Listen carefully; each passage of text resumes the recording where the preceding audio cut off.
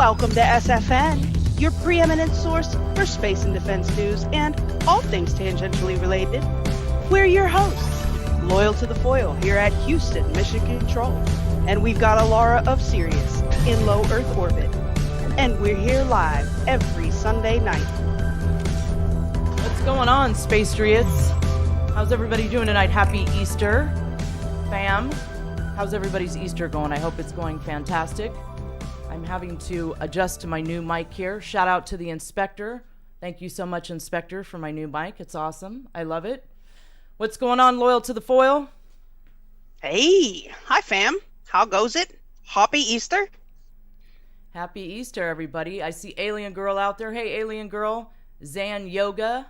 Morning Flower. One Brad A.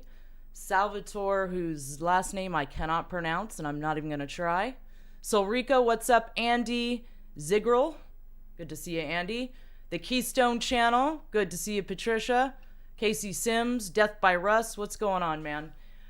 B Dubs, hi Stacks, Slick Shoe, hi Canadian. Adam Huggapug, thank you for the hugs, as usual. Hugs back to you and Keshin. Rainbow Snuggle Fritz, good to see you here. Shaz64, Keep True. Disco Daphne, good to see you guys. Q Freedom, Tamgarao, Rao. Cloud Watcher, good to see you. Here we are, man. Sundays, Space Force News. Which one is this? This is Space Force News number 68. Tell me my audio's 5x5, guys. Please let me know that you could hear me about the same as you can hear Foil. That would be super awesome. They are saying that Yuvonda is silenced. You shouldn't be. If you're watching, I'll have Alara look at that as soon as we get done. I don't know what's going on with YouTube. Is goofy. Like they just kick people out and silence people and delete comments, take away likes, and they just all kind of shenanigans. They do weird stuff. They do super weird stuff all the time. We catch them doing super weird stuff all the time. Yeah, so good to be here with you guys, as usual, on Sunday nights. We are going to be going into National Space Guard. DoD releases fireball data. We got some fireball data, man. Hey, that's winning. Ooh. United States Space Force experimental navigation satellite. French courts revoke Starlink license. South Korea employs SPACEX. Elon Musk and the great takeover, of course. I'm sure everybody's very entertained with watching what's going on with Elon and Twitter. Adam Huggapug gifted the can, a cold, refreshing can of Deep State Tears. Tastes like freedom. Thank you, friend. We really appreciate that. Tam Garau gifted the can and said it was a great grow, Alara. A great growl. Oh, it was a great growl. Thank you. Not a grow. Not a great grow. It was a great growl, right? Morning Flower, you're affecting me now. See? All right, where was I? Thank you so much, guys, for your support. Really appreciate it. Hey, Leyland, good to see you. Joseph Wade Paulson, audio A-OK. All right, man. I actually configured it, set it up myself, and we're winning, guys. It's not even messed up. That's so great. I'm so proud of myself.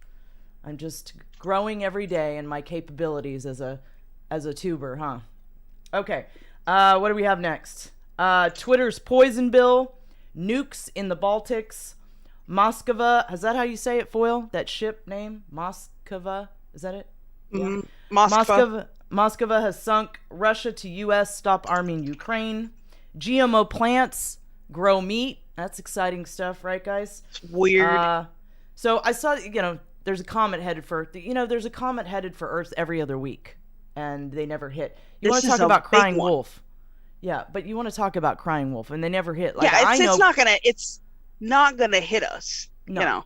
Thanks, Miracle Girly, for the cookie. Give my Easter love to Noah, please. Yeah. Miracle Baby's so cute. He's going to do amazing things.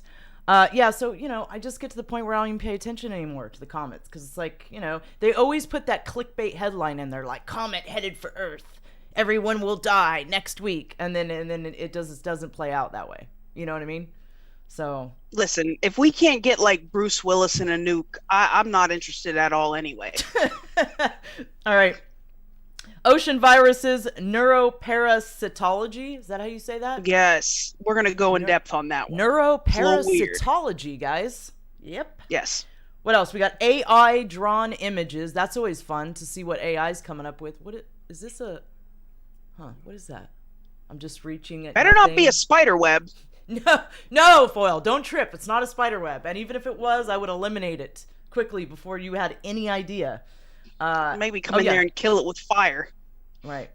AI drawn images. We'll be going into the creepy AI images, you know, guys, because they're always so creepy. Space photo balloon. Yes, this is actually a real thing. We have a space balloon. It looks pretty awesome. It does look pretty awesome. I'd go up in the space balloon. And it's, you know, super cheap, man. It's only like $125K. Like, you know, we could totally crowdfund that, dude. Yeah, we totally could crowdfund that, actually. That would be great. We should do that. How far up can you go? I guess we'll be going into that later, guys. Yeah, I'll get into all that. We'll be going into the space balloon, who's going up, who's not going up, who can afford to go up, who certainly cannot afford to go up. And we'll be going into more simulation theory, because, of course, that's Alara's favorite subject.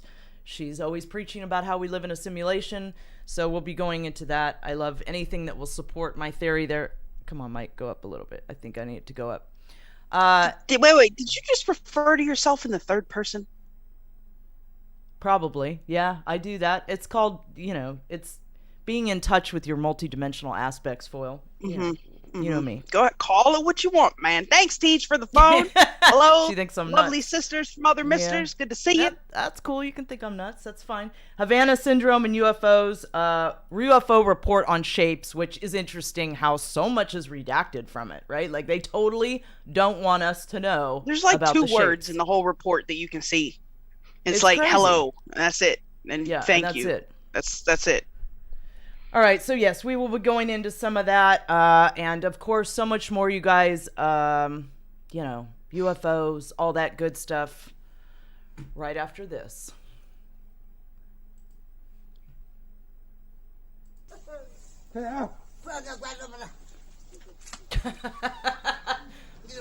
Johnny. That'd be me all day. My hero of the week. Right? It was funny too when I had the Rona recently, right? And we had to. I mean, I knew I had it, right? I knew I had it, but I needed to kind of confirm that I had it, right? But I won't take one of those tests. Like, I totally won't do it. And Foil was like, I know. Just go and get a Q-tip out of your own Q-tip supply. Just go and get one of those. Use that. I'll run it through the testing kit. We'll find out, you know, if you have it for sure or not. And of course I did, you know, like everybody knows. She did try to hit me with a stick, guys, just so you know. She was totally in there with the freaking stick. Yeah, I got mad, dude. She was like, just take the test. I'm like, no, I'm not sticking that thing in my nose. It's not happening. This was me right here all day, you know? And then she told me the Q-tip might work, and I was like, all right, I'll conform to that as long as it comes out of my own Q-tip container. I love this lady. She's great. Johnny. You gotta get me a stick to beat people back with. That'd be perfect, you know? It's right up my alley there. All right, guys. On to the serious business. Here we go.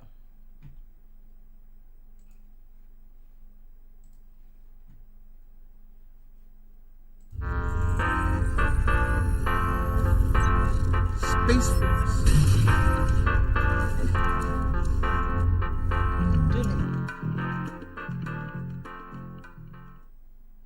Hey, shout out to Brad for our bumpers. I haven't seen Brad in a long time. Kind of miss Brad. Yeah. Right? So Brad Getz did the bumpers for the show, and he did an amazing job. They're amazing bumpers. I hope everybody enjoys them every week, because we sure do. They're awesome. You know, he did a great job with them. I don't think anybody could have done what he did. So I would like you to know that Brah is here, and he still has a cock in this fight, Alara. That's great. So do we. Absolutely. 100%. How about everybody else? Do you still have one? Put a 1 in the chat if you do. We sure do. That's for sure. All right. Space Nash, he just wanted you to say that, or what? Did he donate so you would say it? No. Oh. I just saw it and felt like it needed to be addressed. It needed to be addressed. That's cool. That's totally fine. I love that Stargate morning flower. Yes, Brad is awesome, Crypto Grabs. Yes. Hey, yes, Crypto Grabs. Good to see you. Yes, Yeah, Miracle Girly, I did quarantine Alara in her room, and I actually used the stick she tried to beat me with to slide the food under her door. That's exactly how that went. Hey, guess what, guys? I have some big news. Other than the amazing microphone, thank you, Inspector, so much. We're going to get the TV off the floor tomorrow. It's coming off the floor and it's going on the wall. So the wall will get reconfigured and it will look normal finally after like 3 months. I'm really excited about this. Thank you so much, Loyal to the Foil, for helping me get the TV off the floor. Shout out to you. I really appreciate it. She only had to beat me with the stick for like 6 months. Yeah. That's all. It only took like 6 months of me hitting her with a stick. And then she finally gave in. She was like, okay, we'll get it off the floor. That's fine. Salvatore Militello says he still has a cock in this fight. Just so you know. Good. That's good. Why do I have such an issue with saying that? I don't know, because it's very funny. But it's a much better way of saying it than other ways I've heard of saying it, you know. But yes. Anyway, you just carried on about that way longer than you should have. But that's fine.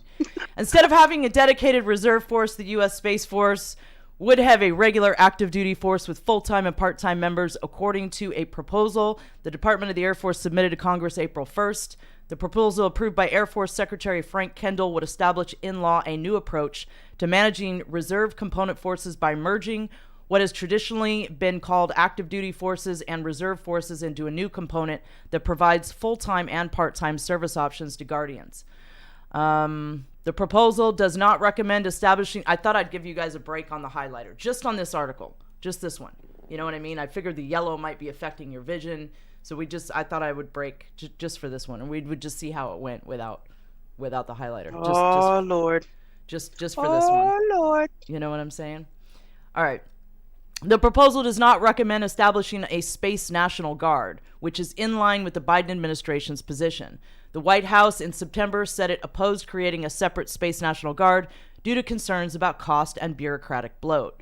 About 1,500 personnel currently in the Air National Guard support space operations. Burkhoff said that the Department of the Air Force continues to coordinate across the executive branch on the appropriate future disposition of current Air National Guard space units in a manner that is efficient, effective, and appropriate for space missions. Chief of Space Operations General John Raymond told Space News that one component approach proposed by Kendall will allow us to do innovative things that will give us more flexibility. The proposal was written in response to a congressional mandate to conduct a study to determine the appropriate role and organization of space-related assets within the reserve components of the armed forces. The National Defense Authorization Act directed DoD to submit the report by March 31st of 2022. Raymond said that after considerable debate, one of the innovative things that we came up with was a solution to put the reserve and active duty together in one component so you don't have a separate reserve. The Space Force, by virtue of being small with just 8,400 active duty Guardians, needs to be able to manage forces differently than the larger branches of the military, Raymond said. Allowing some Guardians to work part-time helps the Space Force recruit and retain specialized people who are also in high demand in the private sector, he said. We would be giving opportunities for people to go to the commercial industry, to go to NASA, and then come back. Maybe at certain times in their life, if they want to have children, they can go part-time for a while and then come back without having to get out of active duty and then go into the reserves. Yeah, man. Space Force Oh, they're reserves. being all considerate and whatnot. Right? All right, man. This is great. So the U.S. Space Force releases data on bright fireballs. By the way, thanks, Death by Rust, for the shades. We love you too. Thank you, Death by Rust. The U.S. Department of Defense has released data on some 1,000 bright fireballs. Scientists are still debating if the data confirm an interstellar meteor. So this is interesting. Yeah, I didn't know any of this. I swear I highlighted this article. I don't know what's going on here, but that's fine. We'll roll with it. Nearly 1,000 brilliant, amazing fireballs, big meteors that mostly burn up in the Earth's atmosphere, have hit our planet since 1988. We know this because the U.S. Department of Defense has been tracking them. For years, the Department of Defense, DoD, released only basic information about these events. Now, via a collaboration between NASA and the U.S. Space Force, the DoD is making public additional data on the brightest fireballs to aid basic research in planetary defense. If you've watched meteor showers, you may have seen a fireball. These meteors are the brilliant ones, brighter than Venus, that occur when a bigger than usual space rock slams into our upper atmosphere. Bolides, B-O-L-I-D-E-S, bolides represent the brightest fireballs. Here's what actually happens when you see that brilliant seconds-long flash. As a meteor pushes into the atmosphere, air's friction slices away its surface. The extreme pressure on the front end often breaks apart the body, which can exceed a meteor in size. Those pieces then make more surface contact with the atmosphere until all of the meteor has vaporized in the upper atmosphere, typically in the mesosphere, some 50 to 85 kilometers above Earth's surface. The whole event takes just a few seconds. Until now, researchers had to rely on the data publicly available, typically the impact time, location, and altitude, and estimated speed, as well as occasional estimates of the fireball's total energy. Now, for the first time, scientists will have access to a crucial piece of information: how these explosions vary in brightness over the few seconds it takes them to break apart. The energy released by a typical atmospheric impact is on the order of a couple hundred tons of TNT. A few have released a couple thousand tons, though, and the something I can't pronounce meteor that exploded above Russia in 2013 released the energy of 440 tons of TNT, only slightly less than the Tunguska explosion of 1908. That was a UFO event. The Law of One talks about Tunguska.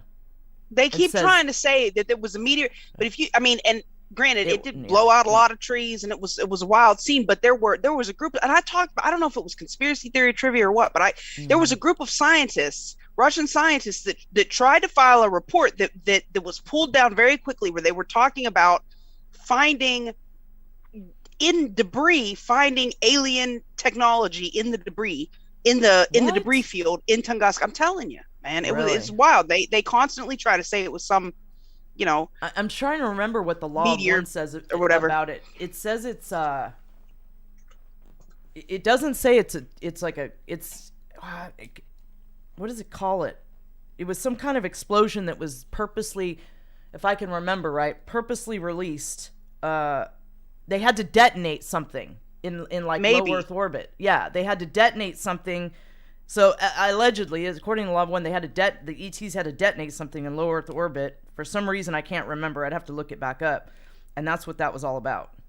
You know, I do remember that. They do go into it. I need to go refresh. Yeah, I'm telling you, there's a lot of Russian UFO sightings that we don't get the entire story on, that I promise her it's good stuff. China, too. Thank you, Amy Jo, for the can. Much love to you. My Brokeback Babe is here. Good to see ya. Yes. You been out fishing today or what? She's always beating the fish with sticks. She's out. Yeah, she goes out there and beats fish with sticks and stuff. That's my girl, man. Yeah, much of these fireworks happen at infrared wavelengths, but the U.S. government sensors record visible light. As a result, the light curves can only be constructed for the brightest fireballs. Check out the database here. They've got a link. We should put this in the chat, the article to this. Actually, let me grab it real quick. We go stick this over here. Let's see.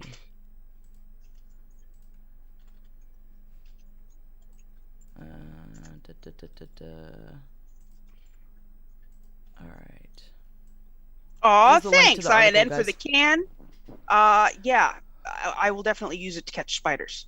Okay, by watching the light emitted as a meteor breaks apart, scientists can learn about the meteors themselves.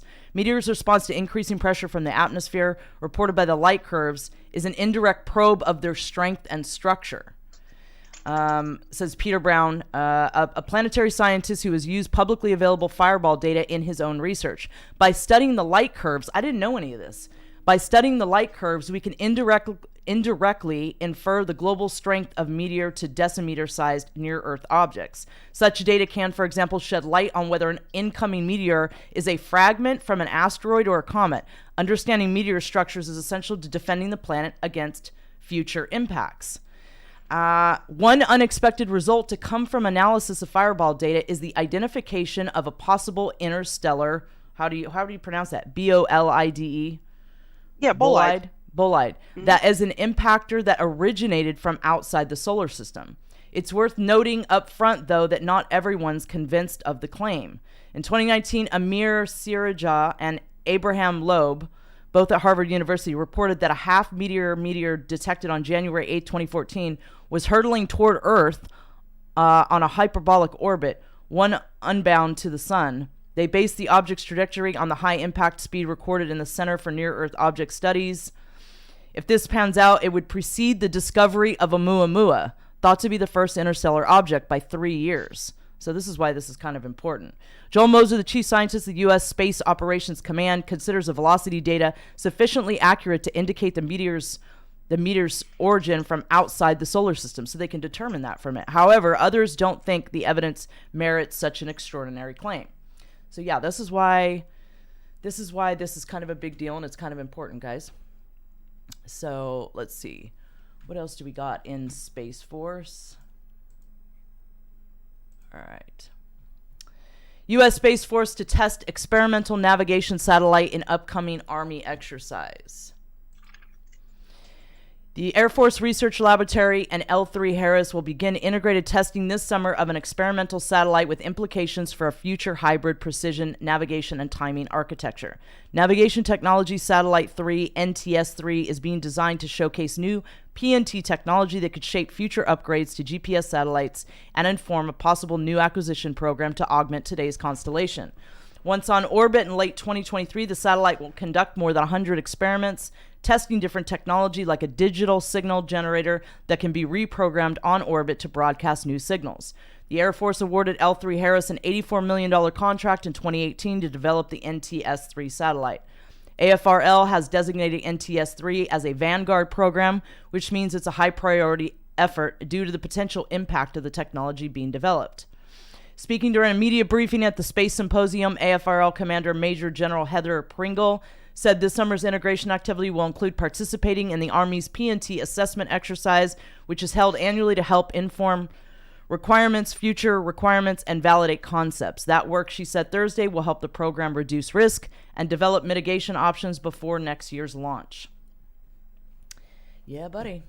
I just like the look on that chick's face. On that chick's face? Yeah, that's funny. Mm-hmm. True. Definitely true. All right, guys, moving on to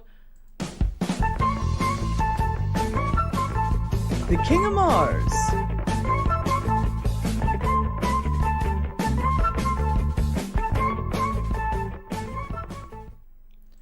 Thank you, Jonas Sark, for the cam. Cam for the can. That too, right? Yeah, that too. Yes, thank appreciate you. it. French court revokes SpaceX Starlink internet license, citing monopolization concerns. The highest administrative court. Coming for Elon, man. Yep. Hold on. Go away, little ticky thing. The highest administrative court in France revoked SpaceX license to provide internet services in the country via its Starlink mega constellation, citing monopolization concerns due to the size and scale of the company's operations. France's telecom regulator ARCEP awarded SpaceX the license in February 2021 without first conducting a public consultation, the court determined. The court appeal was led by two environmental organizations that cited possible impacts of the mega constellation on the environment, including light pollution, space debris, and also human health. Well, we've got spacestronauts now, so maybe that'll. The trastronauts? No, they're trastronauts. That's right. Yeah. Thank you, Foyle. Yeah. What would I do without you? I would just be mutilating every word, it's terrible. What would I do without my wingman? The court appeal was led by two. We already did that. The court, however, based its decision to revoke the license mostly on the argument that the nature of SpaceX business, which includes rocket and satellite manufacturing, launch services, satellite operations, and telecommunication services, could distort the market and squeeze out competition, which in the end would negatively affect French customers. This project could even disrupt the economic balance of other sectors because of SpaceX's vertical integration strategy. The court's public rapporteur said in a report on April 5th, by manufacturing its own satellites, the launchers to put them into orbit, piloting the constellation, and marketing its own telecommunication services, Starlink is competing with satellite manufacturers, radio network equipment manufacturers, and telephone operators. ARCEP will have to comply with the court's decision and reconsider SpaceX application. The regulator now has invited the public to submit their objections by May 9th. Thanks, Life of Brian, for the phone, and Zedanon for the shades. Happy Easter and much love. Happy Easter, everybody. South Korea hires SpaceX to launch 5 spy satellites by 2025. South Korea has signed a contract with SpaceX to launch 5 spy satellites by 2025, 2,200 and 2,225, with the first launch on a Falcon 9 rocket by the end of 2,223. A spokeswoman for the defense... 2022? 2023. Actually, it's 20,223. A spokeswoman for the Defense Acquisition Program Administration confirmed the deal April 11th, saying that 2023 launch would deliver, which was the year, the suspect year that everything had. Was that 2026? 2026. 2026 was the suspect year that everything's got to be whatever it's got to be by. Okay, so 2023. Right. Launch would deliver an 800-kilogram electro-optical infrared satellite to low Earth orbit. The deal was made to launch 5 satellites involved in the 425 project. Referring to the space-based reconnaissance project the Defense Ministry launched in 2018 for closer monitoring of North Korea's military activities. Under the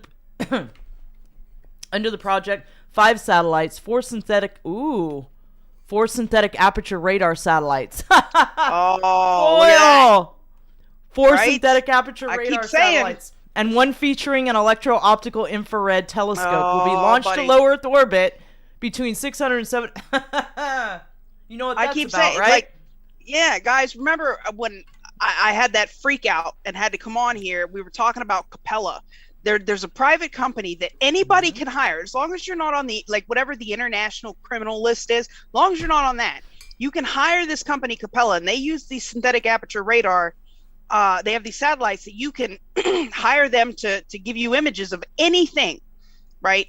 And it's crazy because when I started looking into it, like, there's all of this literature, peer-reviewed in scientific journals, about how these things can see through whatever, into your house, walls, whatever. And, yeah. And it's crazy because the original article was published and the guy had made a comment. The interviewer was interviewing the guy at Capella, and the guy at Capella had made a comment about them being able to see through walls, and then they had to redact that, or they had to, take that section out and correct it and issue a correction on the article. Like, this article has been corrected for the statement about seeing. Like, the dude wouldn't have said it if they couldn't do it. They just don't want you to know that they can do it. They just don't want you to know they can do it. So that's what this is all about. Yeah, it was wild. These are SAR satellites. Wow. All right, enabling South Korea's military to observe the nuclear-armed neighbor's key military facilities every 2 hours. With the 30 to 50 centimeters resolution imagery, according to a 2019 report produced by the Korea Institute of S&T Evaluation and Planning. The spokeswoman declined to share the terms and conditions of the deal, as well as launch schedules for the other 4 satellites. It's crazy. Yeah, I see him talking in the chat about Elon, like, yes, the dude is a defense contractor. His companies are defense contractors for sure, but I can't help but to like the guy. Right. Like, I don't know. I just can't help. Yes, he's going to give us the brain chips, man. He's trying anyway, but he just shakes up so much shit. I can't help but to appreciate his personal brand of ruckus. Speaking of Elon shaking up stuff, Elon Musk offers to buy Twitter for $43 billion. I'm sure you guys have heard about this at this point. Elon Musk has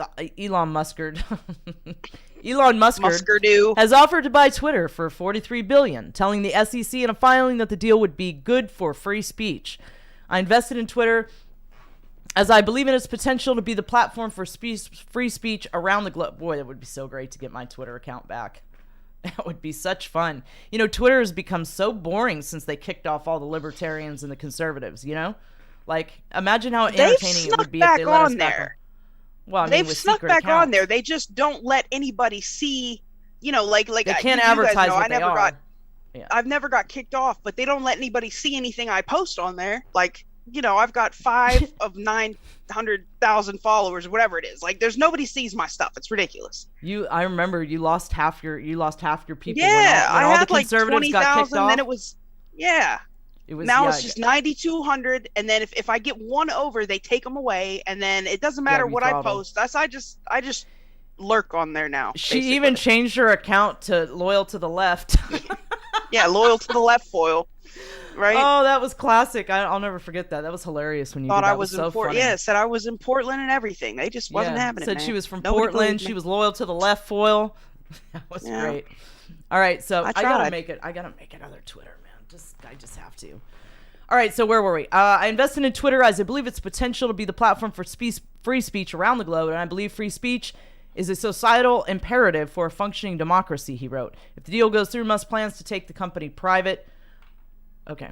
Musk offered $54.20 per share in cash. A premium of about 20% over today's opening price. Twitter shares shot up 18% on the news. Musk implied that if the offer is rejected, he may dump some or all of his current position. I am offering to buy 100% of Twitter for $54.20 per share in cash. 54% premium over the day before I began investing in Twitter, and 38% premium over the day before my investment was publicly announced, Musk said in the filing. My offer is my best and final offer. So that went down, and then what happened after that? We had Twitter's board is reportedly considering a poison bill defense to prevent Elon Musk from buying the company. So then he started in with this hostile takeover, which was just so entertaining. That was to hysterical. Watch. Right. Oh, this was just the greatest, and the memes, man, that came out of this. Yeah, the memes are pretty good. Twitter's okay. So let's see. As Twitter's own bio exclaims what's happening, one could say the same about a fast-moving Thursday and preceding couple of weeks amid Elon Musk's attempt to buy Twitter. The New York Times and The Information both reported Thursday that Twitter's board of directors is not inclined to embrace the offer. Twitter declined to comment. A person familiar with the situation told The Information that Musk's acquisition attempt is unwanted by the board, the outlet wrote. Meanwhile, Twitter's board is debating using a method called a poison bill to prevent Musk from pushing the company into selling. Two people with knowledge about the situation said, the New York Times reported.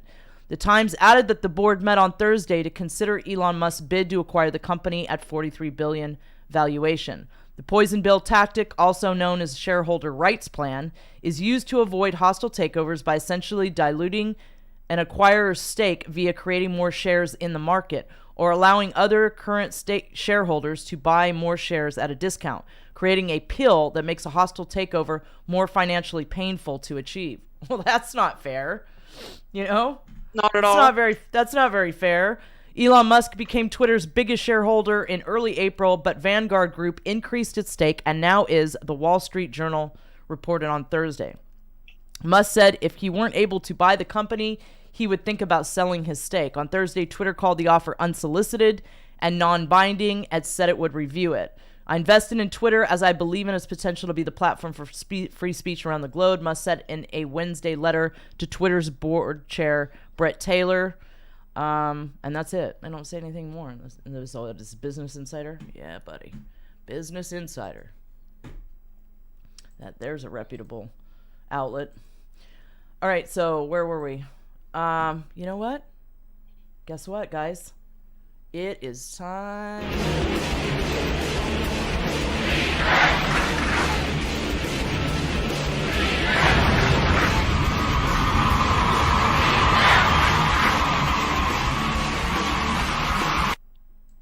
Hit it, foil. Defense. Yeah, buddy. Yeah, buddy. Right. I'm going to keep this fairly brief this week, you guys.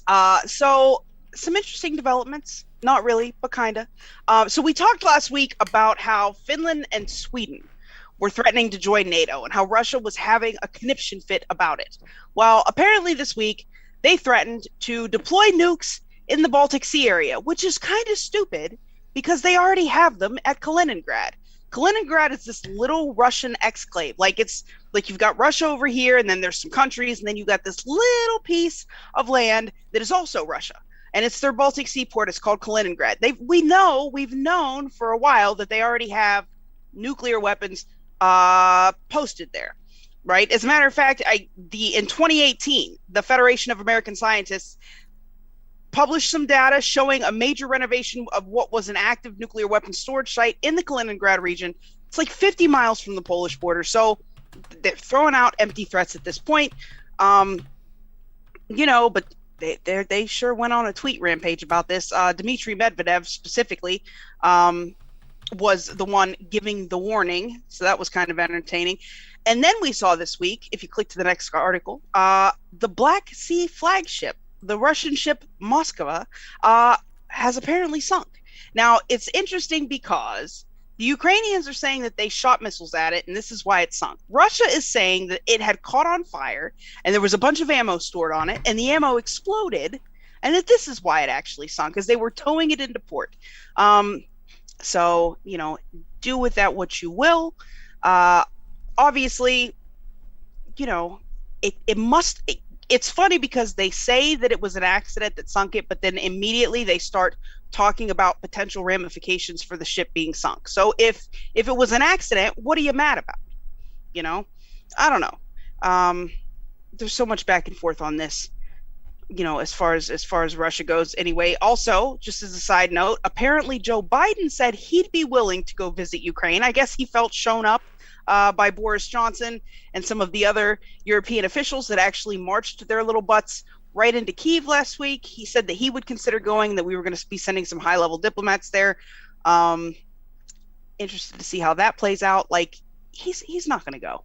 He's not, like, why would he show up in Kyiv in the middle of a war? Like, I don't think Biden has the juice for that. I just really do not. Yeah, I don't see it happening either. Right? It's crazy. And then if you click on to my final defense article, look how fast we did that this week.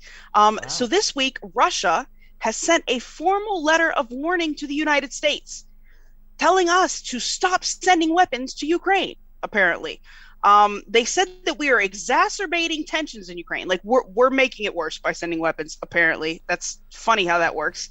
And that this could lead to unpredictable consequences, as reported by the Washington Post. That we have apparently flouted the rules governing the transfer of weapons to conflict zones. And now they're big mad about it, which is ridiculous.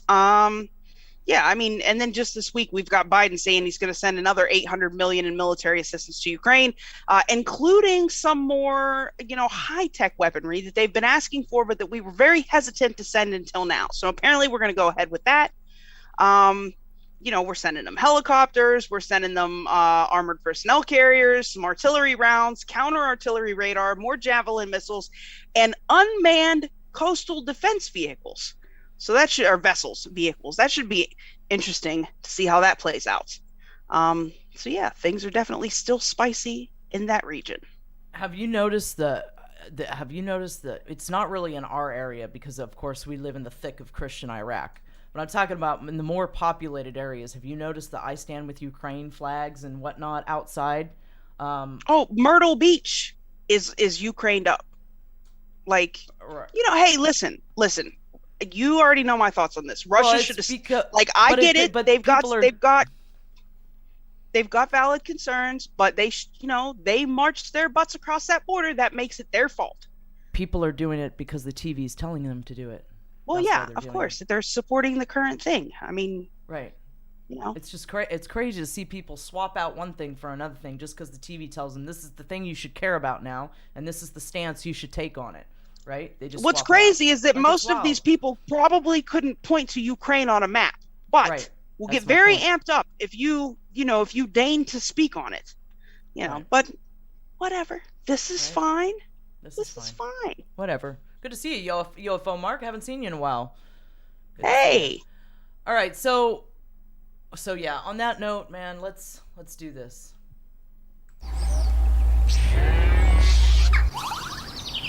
Nature break. Let's check this guy out. Thank you to send in a brand.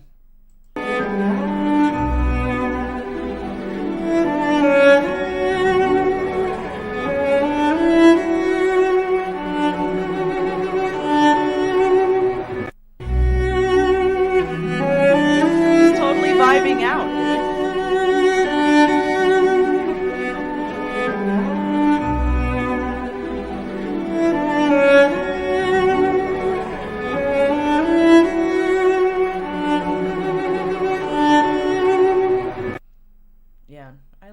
That's cool. Look at the little bird. He's totally tripping. He loves it. This is great. All right, squirrel makes a home outside a window and then moves the family in over the cold months. Yes, this is super cute. This is cute. Here we go.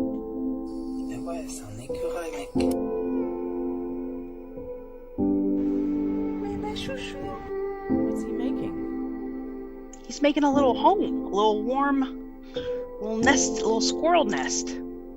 They make little nest homes? I don't know where they live at when they're not running around the yard. Ours like to run. Man, they're everywhere. Look at that cat. He's like, I'm not cool with this. I'm not down with all this.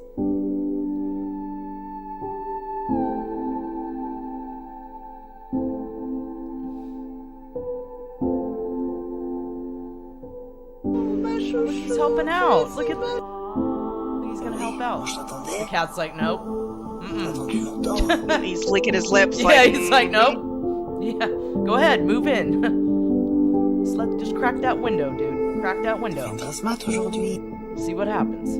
Oh, look at my little house. I love how the dude made this all dramatic. I was just gonna, yeah, right. And it took the time traumatized to film this every day so that he could make a little video about the squirrel. That's cool. Aww. Right. That's great. How cute is that?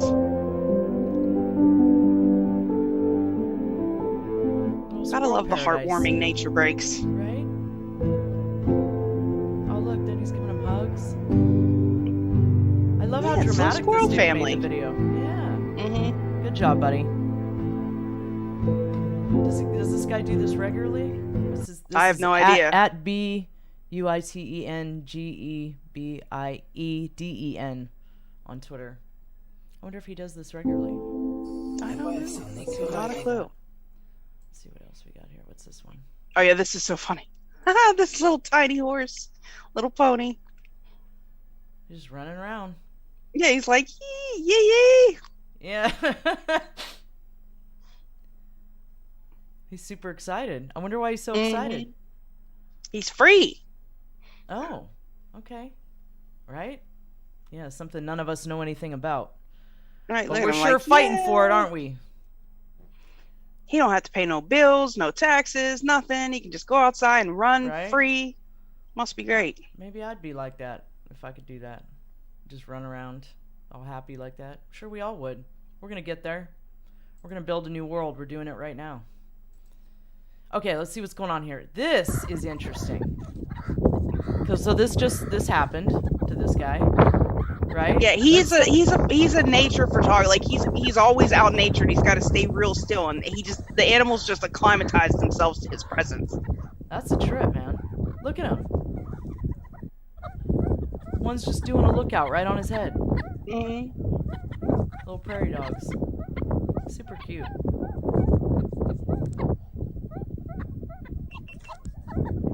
Wow, that's wild. I never imagined they would do that, prairie dogs. That's cool. I think those are lemurs. They're lemurs. I could be totally wrong, but I'm pretty sure those are lemurs.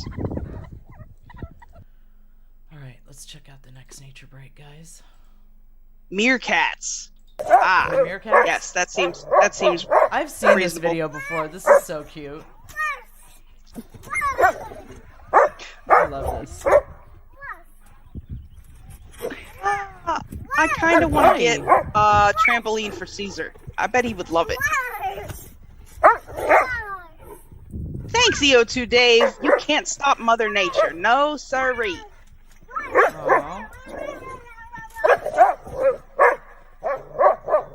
Alright, guys. I love Nature Break. Don't we all love Nature Break? It's great. Okay, let's see. Let's jump into some...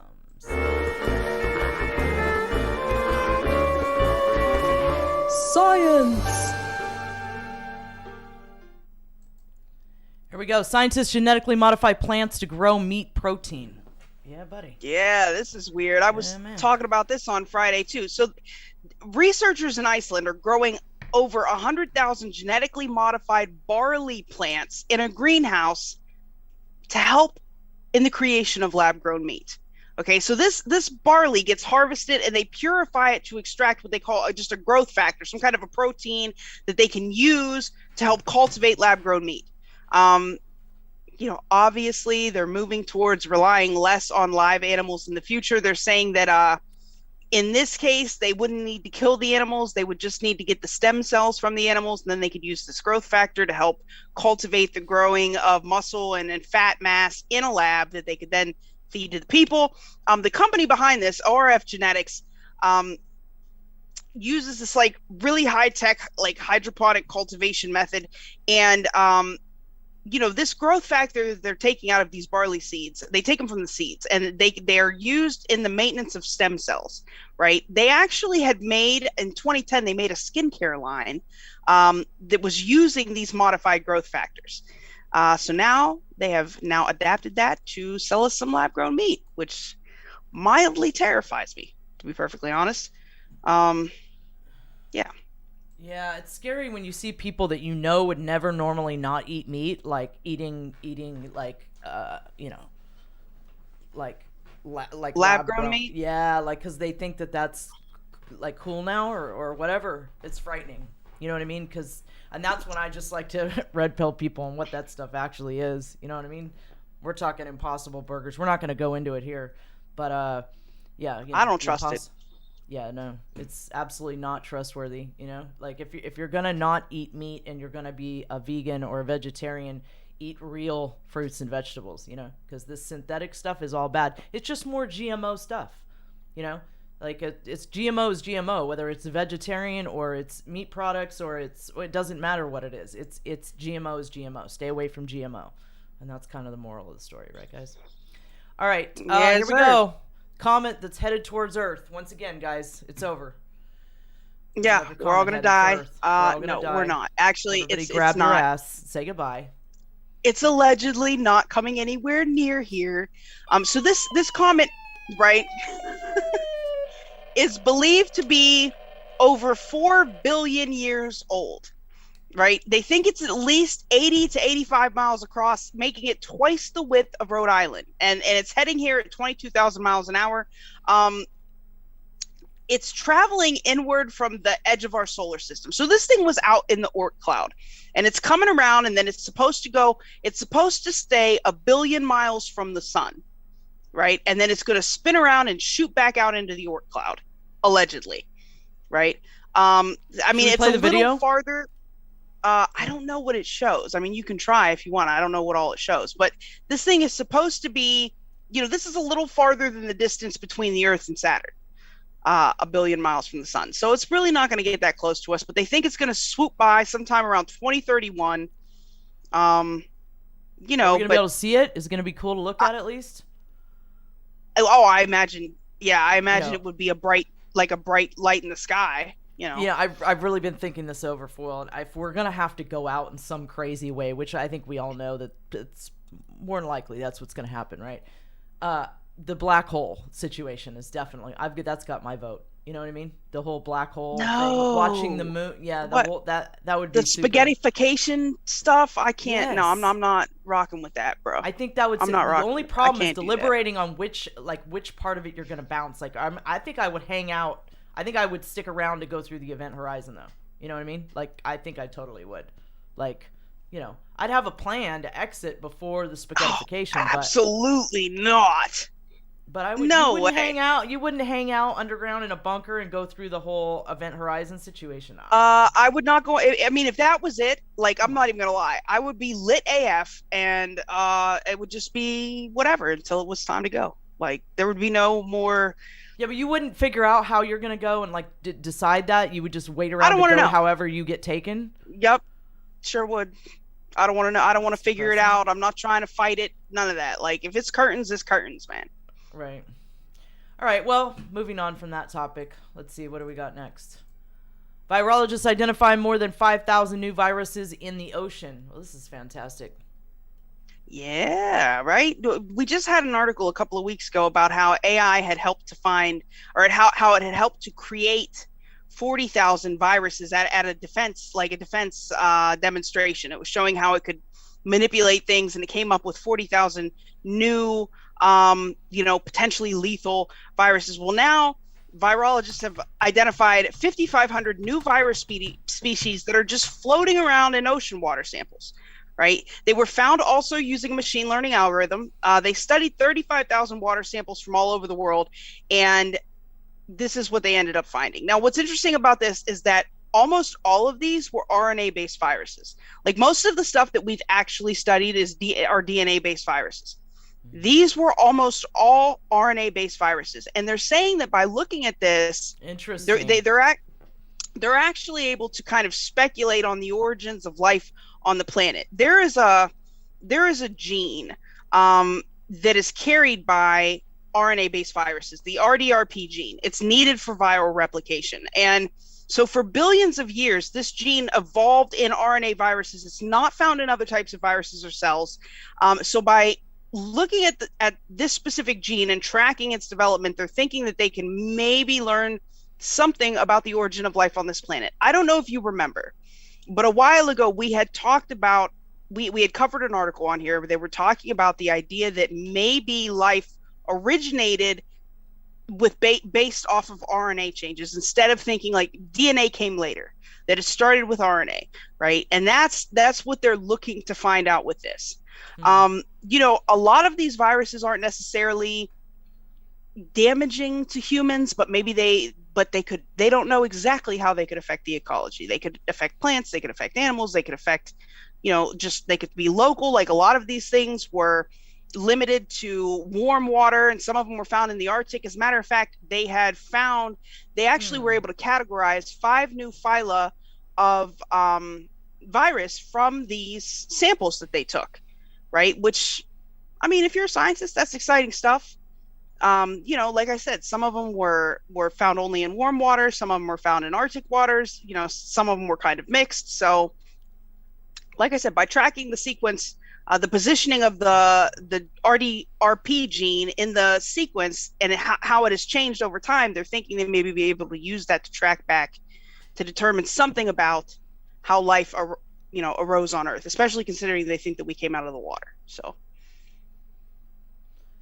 Yeah, wouldn't it be weird to find out that there's got to be people. I know there is, but I'm just saying, I know there is. But, you know, even if I didn't know that, right, I would arrive at the conclusion that, you know, there had to be people that live in the water that are like us, human beings, but not fully human, but, you know, relatively human beings that live in the water, right? You know, what do you think about that, Foyle? Do I think there are intelligent beings in the water? Probably. That are, I think a lot of that are UFOs, partly human. Mm-hmm. Well, I think a lot of the USOs are beings that live in the water. I don't know where they come from. You know, I don't know if those are actual Terrans and, you know, we're the difference, or if we evolved here simultaneously, if they were here for, like, I don't know any of that. But right. Yeah, do I think they're here? Yeah. Thank you, EO2 Dave, who says, when you see the bright light, bend over and kiss your arse goodbye. I'm with you, sir. Well, they definitely stay away from us. So what does that tell you? We're the drunken monkeys. They stay away from us. Like we are definitely the drunken monkeys. They go out of their way to make sure that they don't interact with us and that we don't even know they're there. So,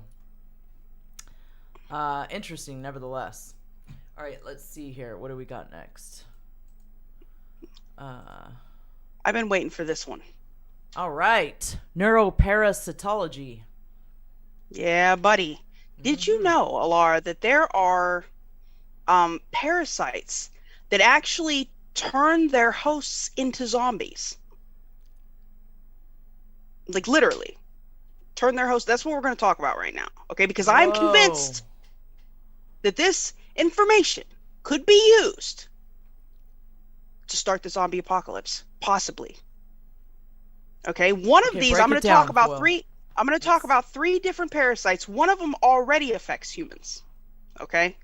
But just think, our scientists now, using CRISPR, they think they're super smart. They start messing around with stuff, and suddenly it's Walking Dead. Okay? I'm convinced. Right? So, there are, as I said, there are parasites that will infect a host and take control of different functions of the host. And I'm going to give you a good example, right? So we're going to talk about 3. Probably the most well-known is there's a parasite that affects the ant population, okay? There is a fungi in the genus Ophiocordyceps.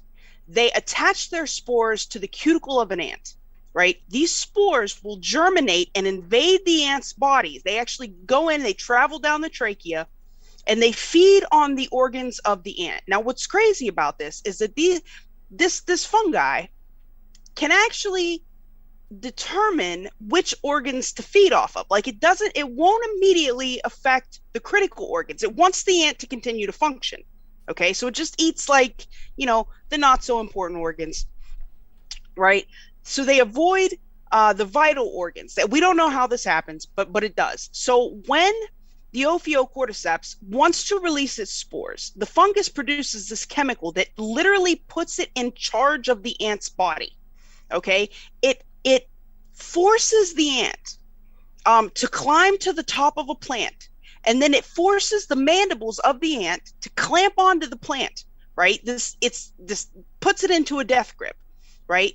So at the very end, this parasite will eat the brain of the ant, and then the fruiting bodies from the fungi sprout from the dead ant's cuticle, and they release their spore-filled capsules. These are then carried by the wind and off to affect new ants. Okay, right? Turns the ant into a zombie. The ant has no control over what's going on at this point. Literally leads it to its own death, man. And then it eats its brain, and then it spores out and just affects all the other ants, right? How wild is that? Right? What do we do about that, man? Because I'm not right? down with that. Hey, and spores just spreading in the wind and stuff. Like, right? So what do we do about this? Do you have a plan, Foil? I'm gonna. Don't you worry. I'm working on it. Right? I will keep you guys posted. Right? Because I'm not gonna fall prey to the zombie ant fungus. All right? I'm not going out like that. We can't have that. There's a second parasite that is also rather interesting. Right? It actually is a wasp that is able to control how a spider will make its web. Okay, so there's this spider, Plesiometa argyra, right? So for this spider, its primary foe is not a fungus. No, it's a parasitic wasp. So this wasp uses the spider as its host. So when this adult female wasp wants to lay its eggs, she uses the venom to paralyze the spider. She then attaches an egg to the spider's abdomen. Okay? Now, once this wasp larvae kind of partially emerges, it bores into the spider, right? And it grows these little, through these little developmental stages, right? Well, in this last stage, before this wasp larvae becomes an adult, the wasp will chemically induce the host spider to spin a cocoon web, which is very different from the web the spider normally will spin. Okay, so maybe this is tied to the parachuting spiders, Foil. Don't tell me that. We're really in trouble now. We've got parachuting spiders in Christian Iraq. Zombie parachuting spider, right? It's done, right? Yeah, I know, Tam Growl. I know my woo is a different type of woo. I know, right? And then the final parasite that I want to talk with you guys about, and I think this is very serious, okay? Because this is the one that can actually affect humans already. Okay, so there's a parasite, Toxoplasma gondii, right? Primarily infects vertebrates like mice, livestock, typically, but humans can be infected by this as well. Okay, now although it's normally grubbing on rats and mice, who pick it up from cat feces. Right. I know cats, this, have you ever, like, if you've watched House, I think there was an episode where the human ended up with toxoplasmosis, right? It's a crazy thing.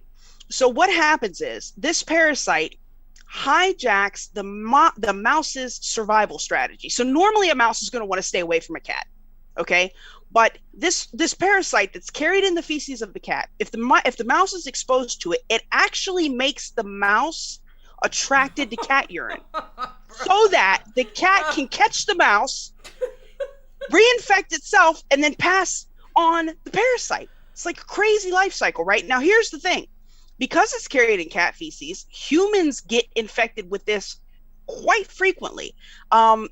Experts estimate that somewhere between 30 and 50% of humans are already infected.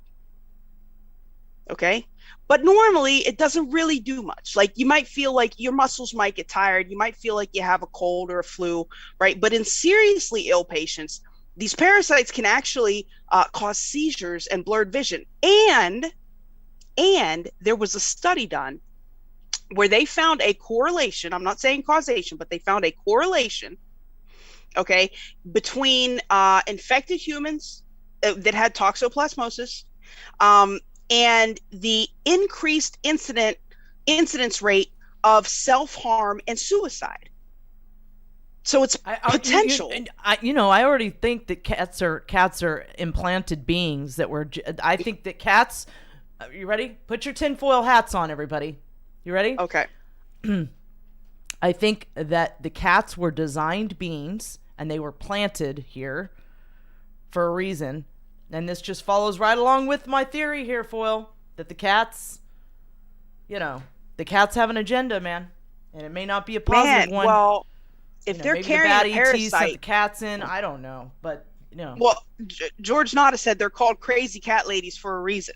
Like, seriously, I mean, if the parasite that's in the cat feces is making people go nuts, man, this could be a huge problem, right? Especially for people with compromised immune systems. Oh, the cat people are gonna lynch us, man. They're gonna be pissed. All the cat people out there are already freaking out. You can tell. No, but seriously, I mean, like, the dog people are like, yes, sauce. You know what I mean? Cat people are like, the whole part. But you can give them ivermectin. It's okay. It's gonna be fine, right? It's gonna be fine. Oh, you said the I word, right? We're getting yeeted now, man. Yeah, sorry. Here's the thing, right? So this neuroparasitology, this is a growing field of study. My point is, we know that there are these things that can literally hijack the minds of the hosts, right? I know this was totally Apocalypse World News, but I haven't gotten around to totally Apocalypse World News, Foil. This is great. You guys are getting a preview, right? Yeah. Yeah. So, I mean, think about it. If we could manipulate like the ant fungus, right? I mean, what would that do, man? What could that do? They could literally make, it could be World War Z around here. I'm just saying. We already know that they can do that, and may definitely do that at some point. We may be, what I think. I think the Rona was a test run, and I think there's some more stuff coming down the pipe. So hey, why not the zombie apocalypse? And now you guys know that it's totally possible. If it's totally possible, well, I'm sure it's been done somewhere, and it's with the Rona, right? And now maybe you took something for the Rona. Maybe now you've got a permanently depleted immune system, and now maybe you've got 100 cats, and like you end up with toxoplasmosis, and now you're super crazy. Like, it could be a thing, man. They did say. Now, I'm not. I'm just speculating here. I'm not making any claims, but they have been talking a lot. The pussy apocalypse. Yes, the pussy apocalypse. Now they did say that mental health has been drastically. We've seen some crazy mental health stuff. Maybe there's a tie there. I don't know. I'm just saying. Woo! That was intense, guys, wasn't it? All right, let's move on to disturbing AI images. Ready? Wait. Whoops. Tech. Hold on. Right. Yeah, this would be tech. Technology.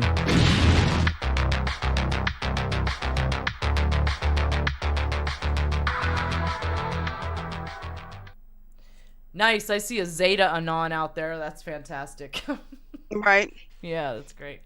All right, yeah, hit Zeta it, Will. Anon threw us some Disturbing gold AI earlier. images. Did the AI create this one here? The otter with a scarf Man, on? yeah, the otter with the scarf. Why is the screen black? Why can't I see you? Can they see you? Oh, there we go. I was totally distracted with the zombie apocalypse of parasites. You have the parasites, man. Yeah, I was right? totally. You man. had me just out there with that. Just the whole chat is tripping right now. Right? Imagine we all the don't stoners know. in our chat are just like, man. Whoa, I man, mean? right? Right. Whoa, that's intense. Right? Yeah, they're tripping. Oh man, right? Yeah, Mel Tulip said she was just cleaning her cat's litter. Hey, I'm trying to give you a heads up, man. Hey, School of Multidimensional Intuition. Good to see you. Good to see you. All right. So, hey. Is this otter came from the AI, huh? Yeah, the otter came from the AI. So we've talked, at length about GPT-3 on here, right? Where you feed it text. This is where ScriptureBot came from, right? AI Jesus. You feed it text and it spits out more text, right? Now that program is known to be, it's racist and sexist and just generally mean-spirited. I may or may not have to deal with some of this during my workday. I will just leave it at that, okay? For one of my companies that I work for, right? Some of the stuff is wild. So now they have, OpenAI has made something called Dolly, right? And this is Dolly 2. What are we laughing at, man? Nomer 3 Secrets says, so you're telling me AI created an animal Mona Lisa? Yes, it did. Yes. Yeah, that's exactly what we're telling you. Yes, it did. AI Right. Jesus is real. There's a scripture AI bot Jesus on is real. Twitter, and it absolutely created an otter Mona Lisa. Yes, this is correct. Oh, it's crazy Give stuff. the man a It's crazy prize. stuff. Or the woman. Right. Something. Yeah. Right. So now this Dolly program by OpenAI, you give it text and it creates an image for you. Right. Now, if you scroll down a little bit, there you go. The sheep with the little beret, that's kind of cute. What was the text it was given to generate this, though? I gotta know. Bruh, I don't even know. I don't know, but whatever this soup monster with the knitting stuff, I don't know. This is what it made. This is what it made. Right? Did it make these? Now, yeah, so if this, apparently this is what it gave when you asked it for lawyers. You gave it the word lawyers. They're all men. They're all old white men. Did it make these faces?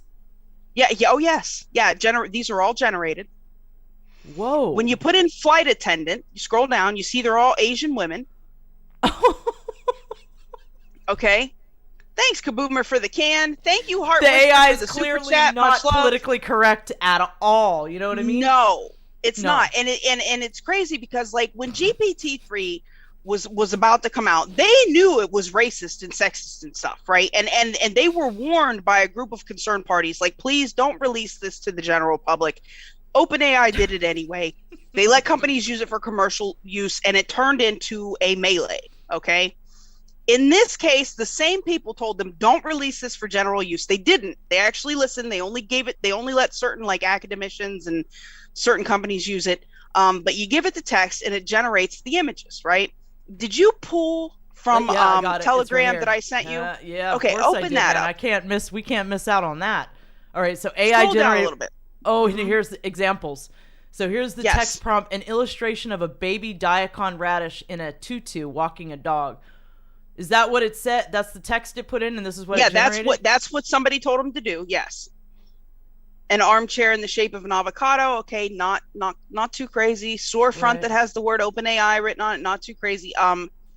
They wanted the exact same cat on the top as the sketch on the bottom. You see how weird cat looking. I don't know what the hell's wrong with that cat. I don't know. In the face by Amy Jo. It's right. It's carrying the Toxoplasma gondii virus. I'm sure parasite. I'm sure.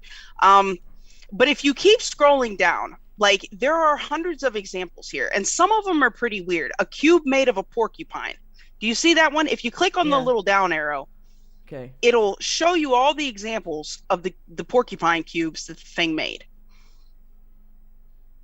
Right? Like, I don't know who's feeding it. Like, who told it to make that?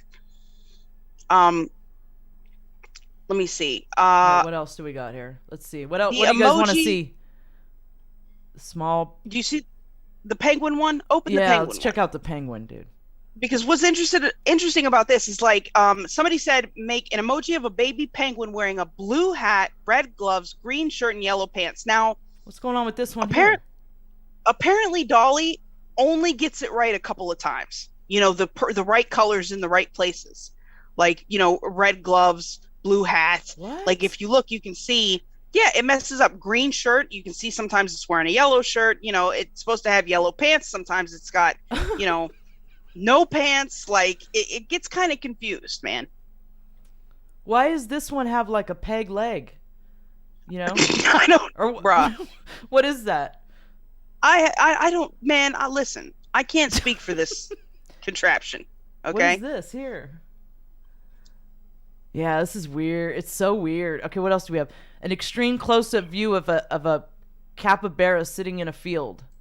Let's see what it's got. Well, that's not too. No, that's not too weird. Too interesting. You know, a capybara made of voxels. What's a voxel?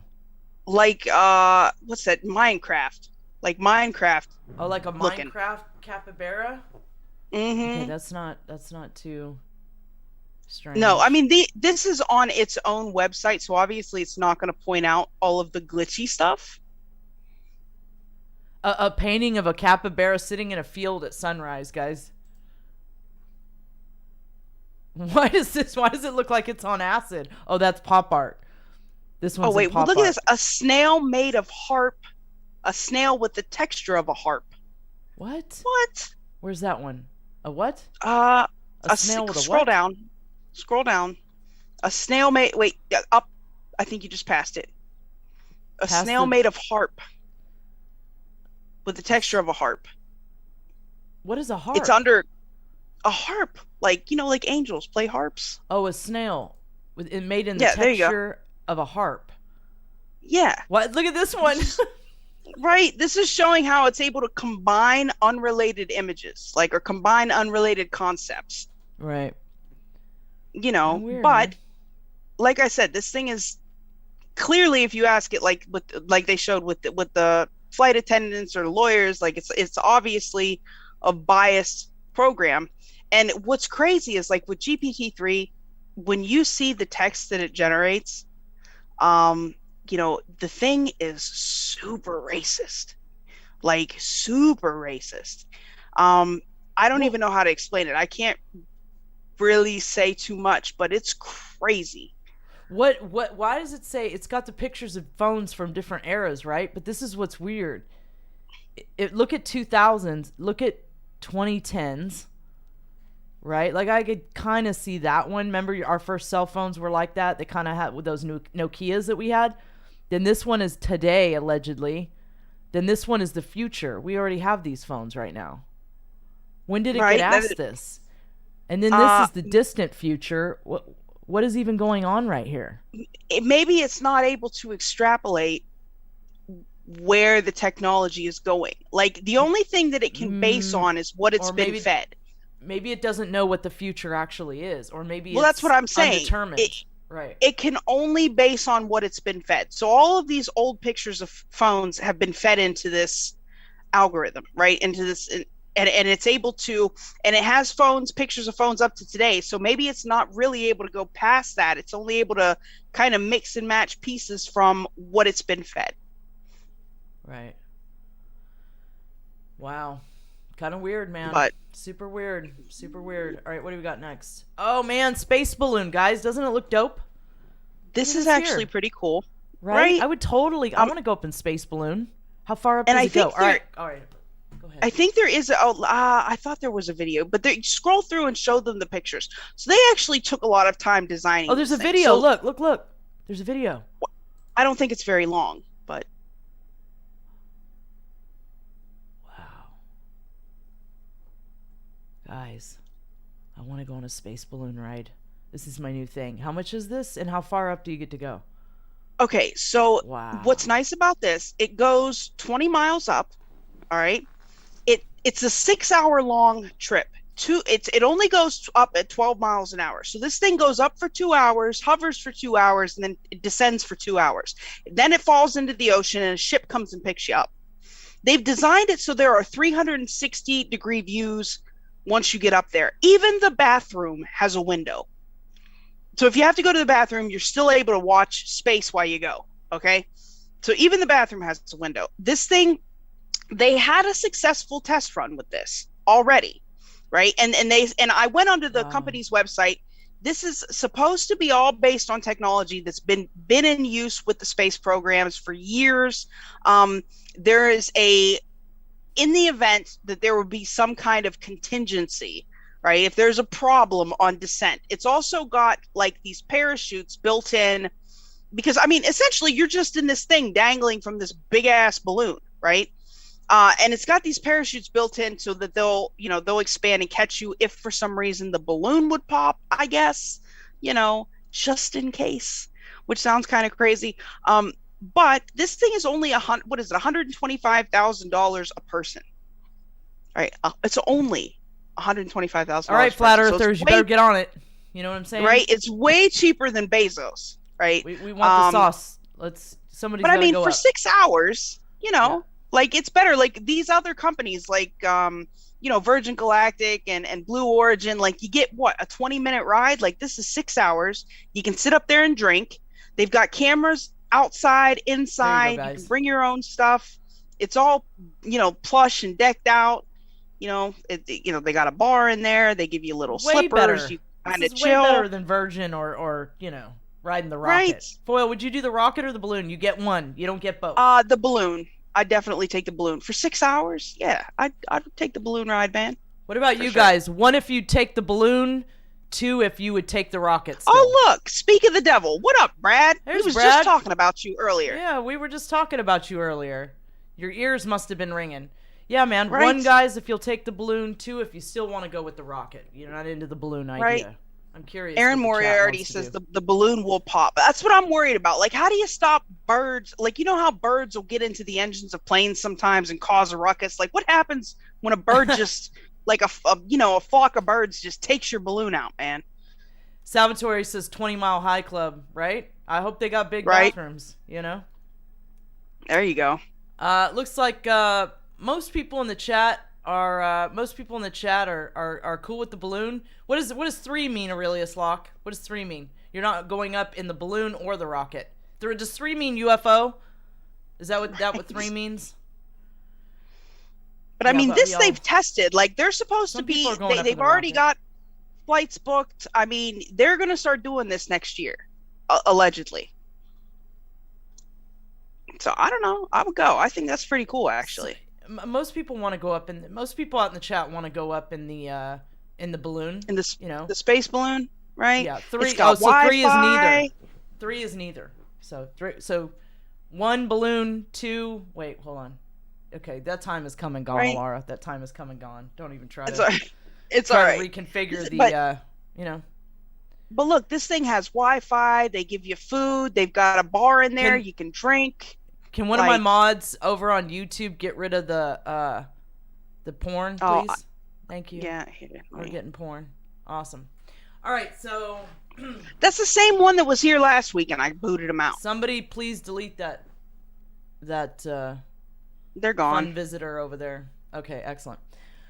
All right, so, man, right? I want a jetpack too, Canadian. That would be cool. Jetpacks, we got balloons, we can go to space now.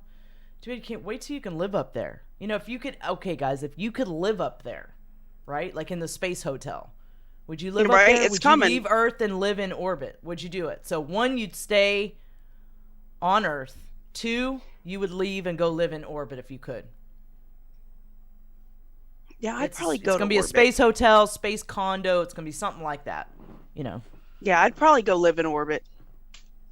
I think I'm going with 2, guys. I'd go live in orbit. Yeah, I think I'd leave. It's getting pretty crazy down here. You know, we got zombies coming next, you know.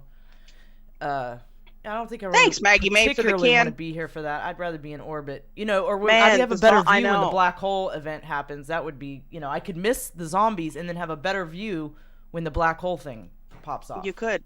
You really could. That would be super exciting.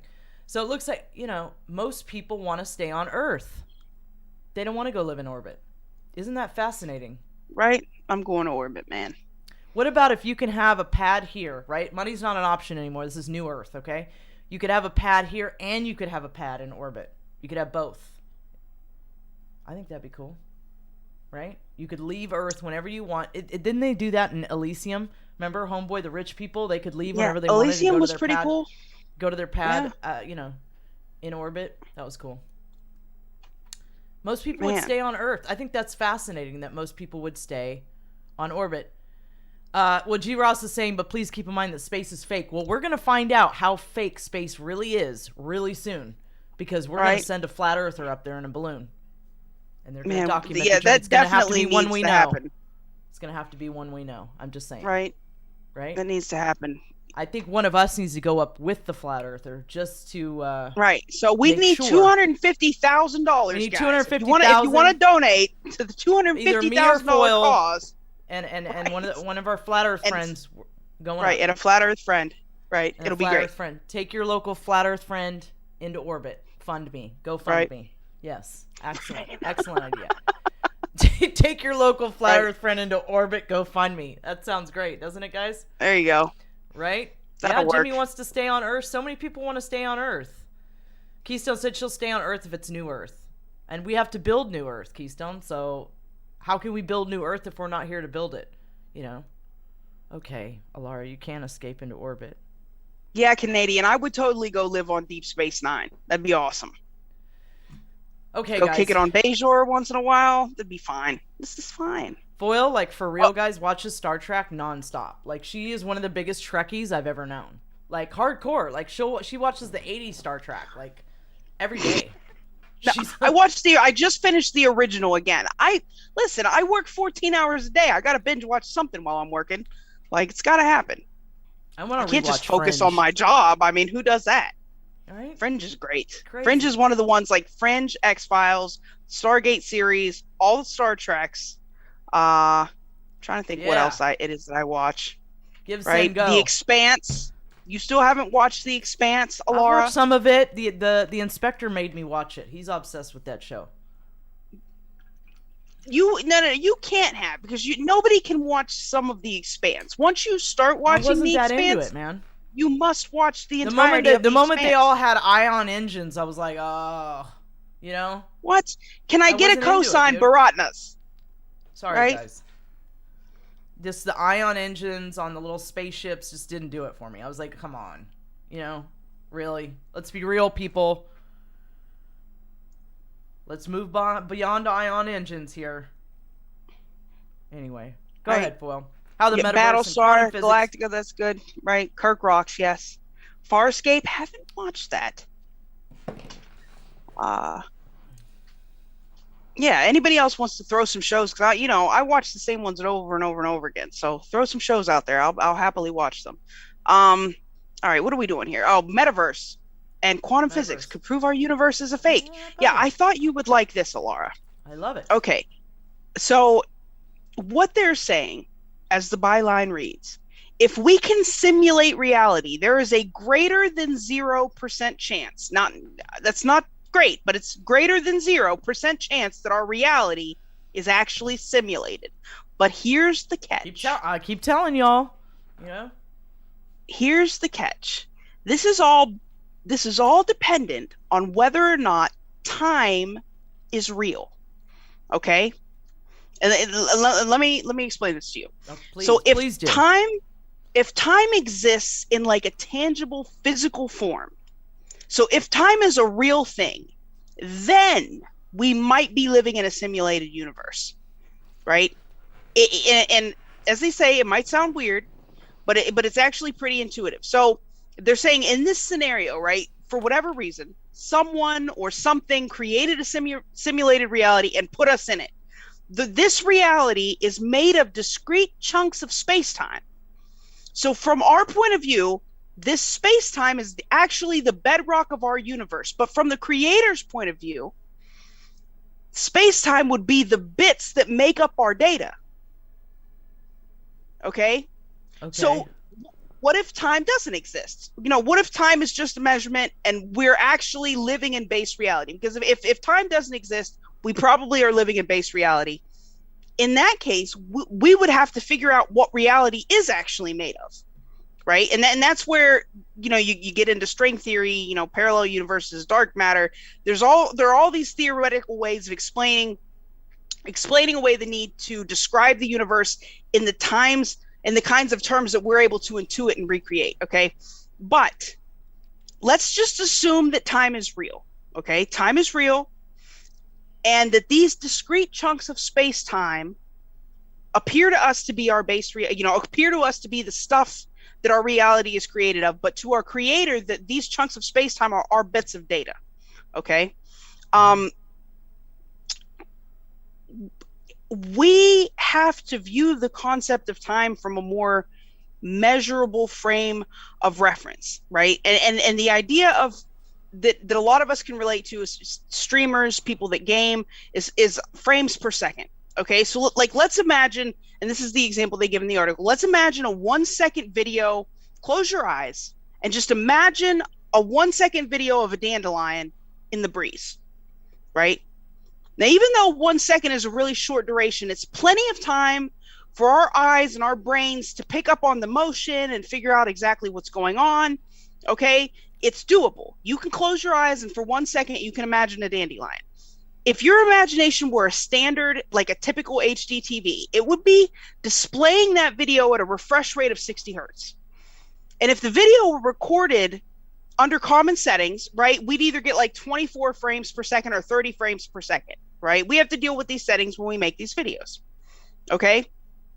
Scientists believe that the human eye can only perceive 30 to 60 frames per second. There are some experiments that show that some people might be able to perceive up to 75 frames per second. Okay, so now let's assume that the universe is made up of these discrete chunks of space-time. In that event, we can theorize a maximum frame rate for the universe. Okay, now we don't really have any way of estimating how many frames per second our base reality runs at, right? I mean, we can talk about things like the speed of light or the size of a Planck unit, but we can't be sure that either of those perceived extremes like actually represents the limits of the universe. This is all based on our own theorizing here. So I mean, no matter what, we've got a limited perspective. But there's a physicist who actually helped with Marvel's Ant-Man films, and he actually explains it pretty good.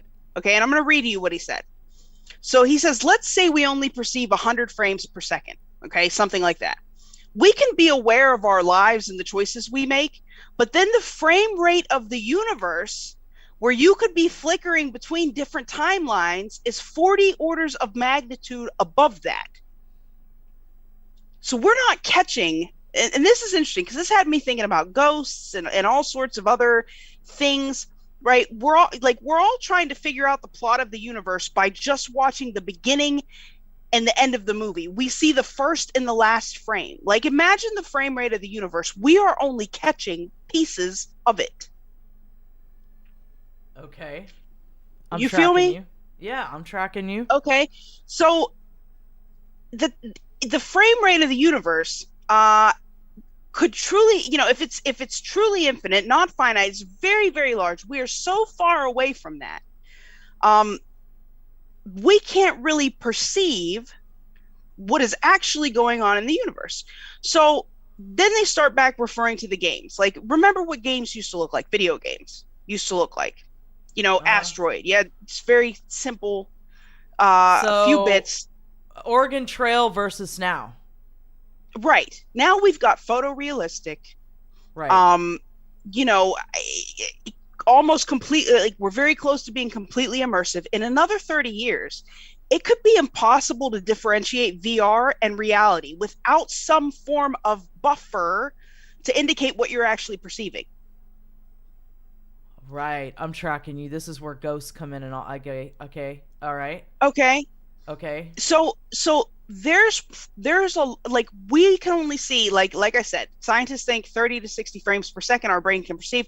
We even talked about an article. We just can't perceive them. Is that where your mind is going with this particular topic? Entirely possible. Yes. If we're living in some sort of, there could be all sorts of layers to this sim that we cannot perceive. So then why insert, okay, so we're souls, right? Why insert ourselves into these physical vessels? What is the purpose of we that? Think they're and physical lowering vessels. Our frame rate to where we can't perceive the rest of it. We think we're in physical vessels.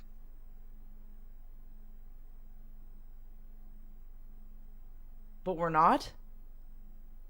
In this circumstance, we wouldn't be. We perceive it. We're programmed to perceive it as a physical vessel. Just like you're programmed to perceive your table as solid. I got you. We're manifesting it. The physical vessel. For the experience. Right? Yeah, which or it goes was manifested with for us. Collapsing the whole... Man, listen. You could the be... slit experiment.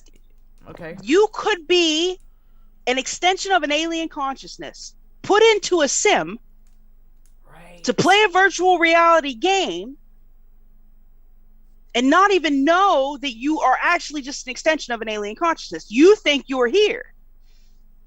Think about how totally immersive VR will be in 30 years. You could forget. Oh. EO2 Dave says, I'm tripping out, man. Right?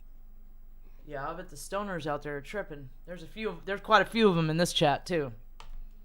Right. So if time is actually these discrete chunks, right? The architects of the metaverse, even the fake ass, regular ass metaverse that we have now, could eventually train an AI to dial in the universe's frame rate and literally see these little individual chunks. Eventually, like maybe eventually will be a sim within a sim within a sim within a sim within a sim. Simception, right? It's Simception. Redfish says alien metaverse. Maybe this is why the aliens can phase in and out. Yeah, maybe. The ghosts seem to be doing what they do, and maybe they're operating stuck on stupid. at a different.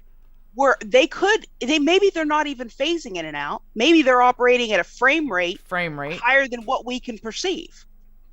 Which, if everything's frequency and vibration, Foil, it's a different frequency.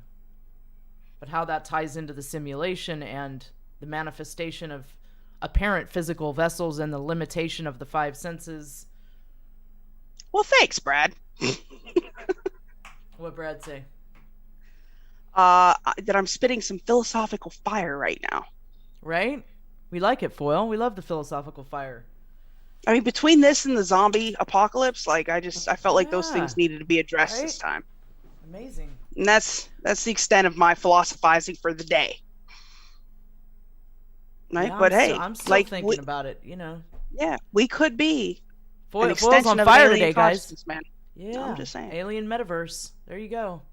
Right? Alien something. It's some kind of conspiracy. This whole experience we're having is some sort of grand conspiracy. Now, I'm not necessarily saying we know that I don't believe in time, so I don't know, but maybe I'm just saying maybe I don't have all the answers. Well, it's all the boomer said we don't know what we don't know, right? That's right. Yeah. We're trying to figure it out, though, guys. You know, right? Just think about it. There's all these people around you who are completely asleep to even the fact that there's a conspiracy going on here. At least we know there's a conspiracy and we're trying to figure out what it is. Look at all these people. Are they NPCs? They could be. They could be for real NPCs. The soulless things we consider soulless, they're just non-player characters, man. Who knows? Who knows? Meta suit matrix, Redfish says. I'm sorry, meta meat suit matrix, right? Yeah. Ventmore with 100 gold pills. Alara, blessings, pretty lady. Thank you so much, Ventmore. Appreciate it. Okay, so let's move on, guys. We gotta get into some other stuff. I think this carries us into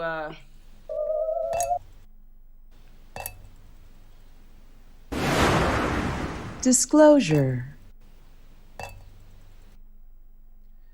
I can't believe I totally left the screen black for like a whole minute, Foil. That was epic. That's all right. All right, so this article is coming from Daily Mail. They woke up burned or injured. Top brain expert and CIA officer reveals hundreds of military servicemen suffered brain damage or symptoms of the mysterious Havana syndrome and even death after encountering UFOs.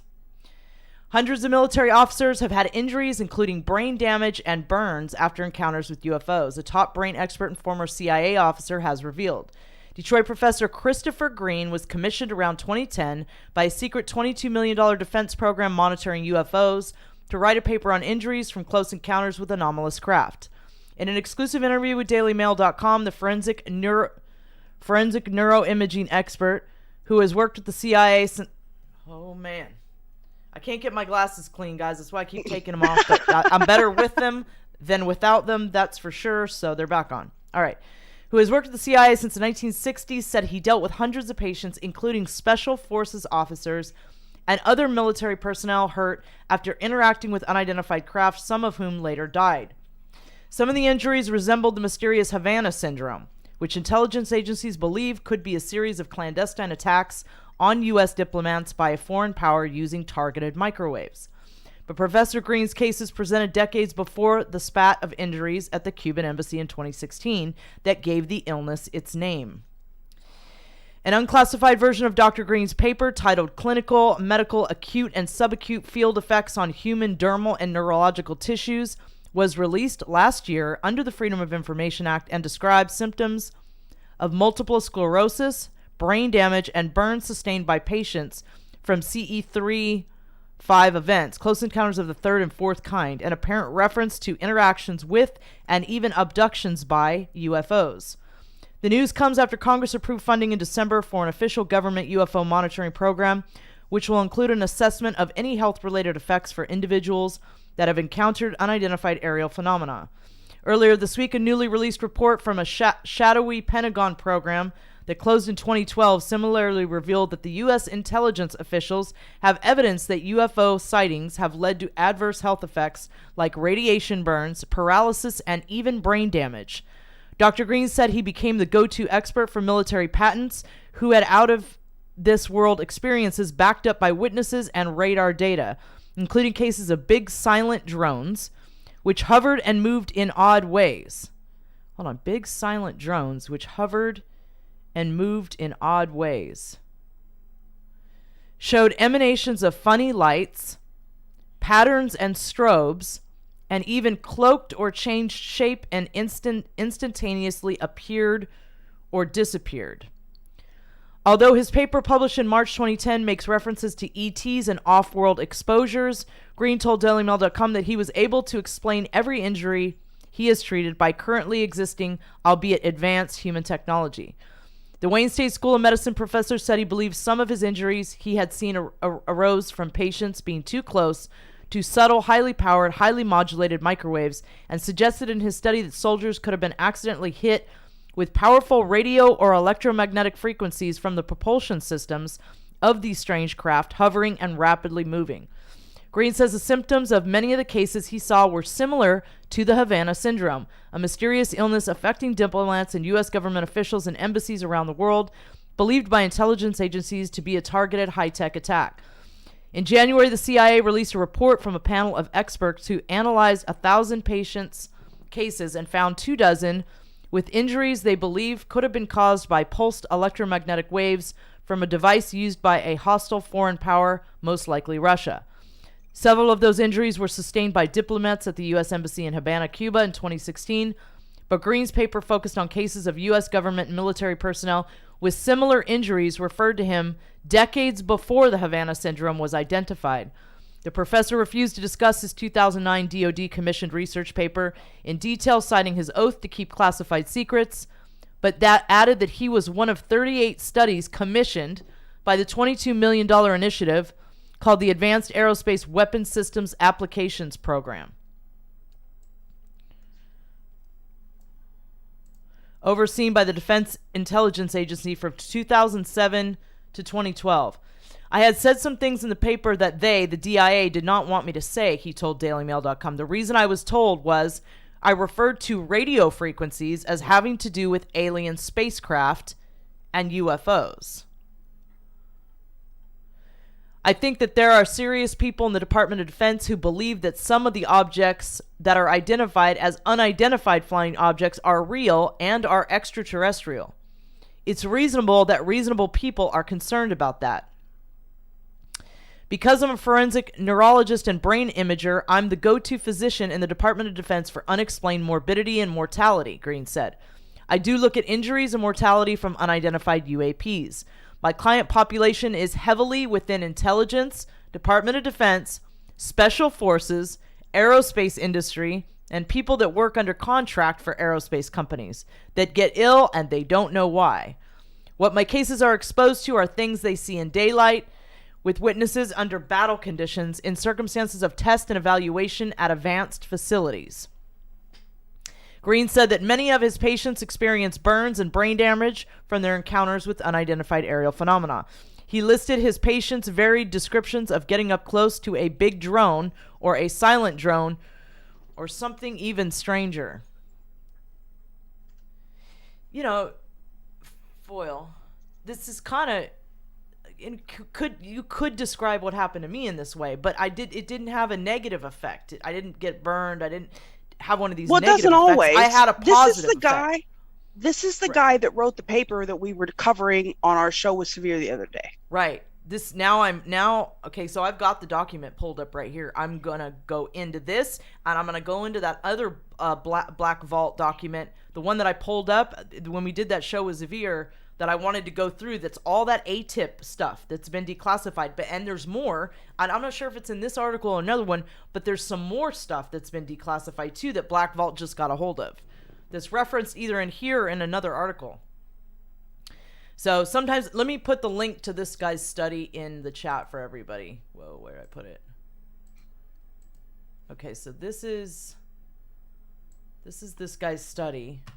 This isn't the Black Vault documents, but it's this guy's study.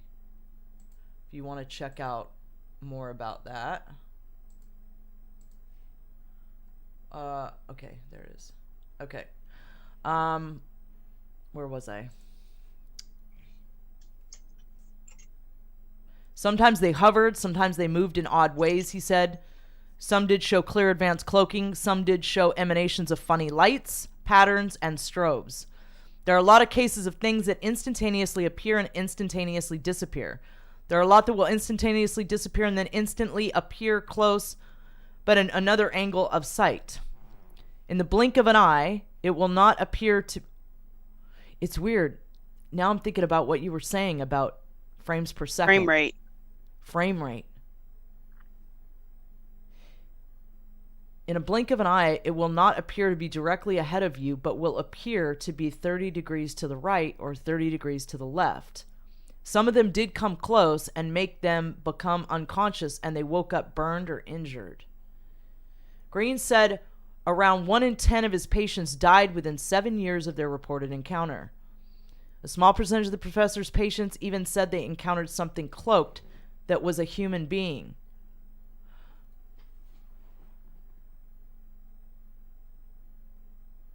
So you know how you've heard about these cases of people, of these ETs projecting something at us to where we see them as human beings? Mm-hmm.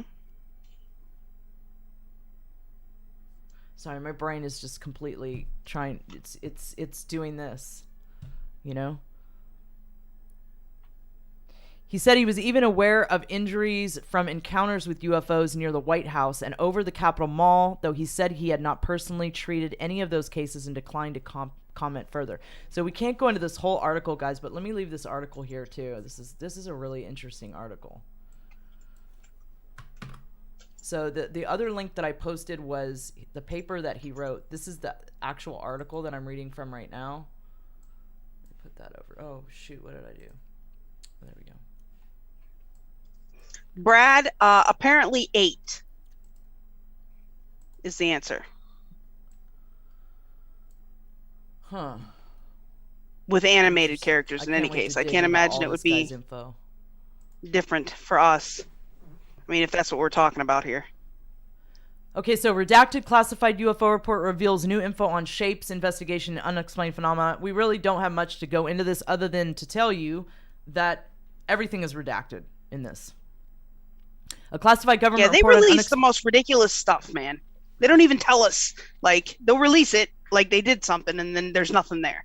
There's a good example of it. The most common shape described by military personnel in their reporting was a redacted one part of the classified report published by Black Vault reads. Military aviators described many of these redacted objects as redacted or that redacted.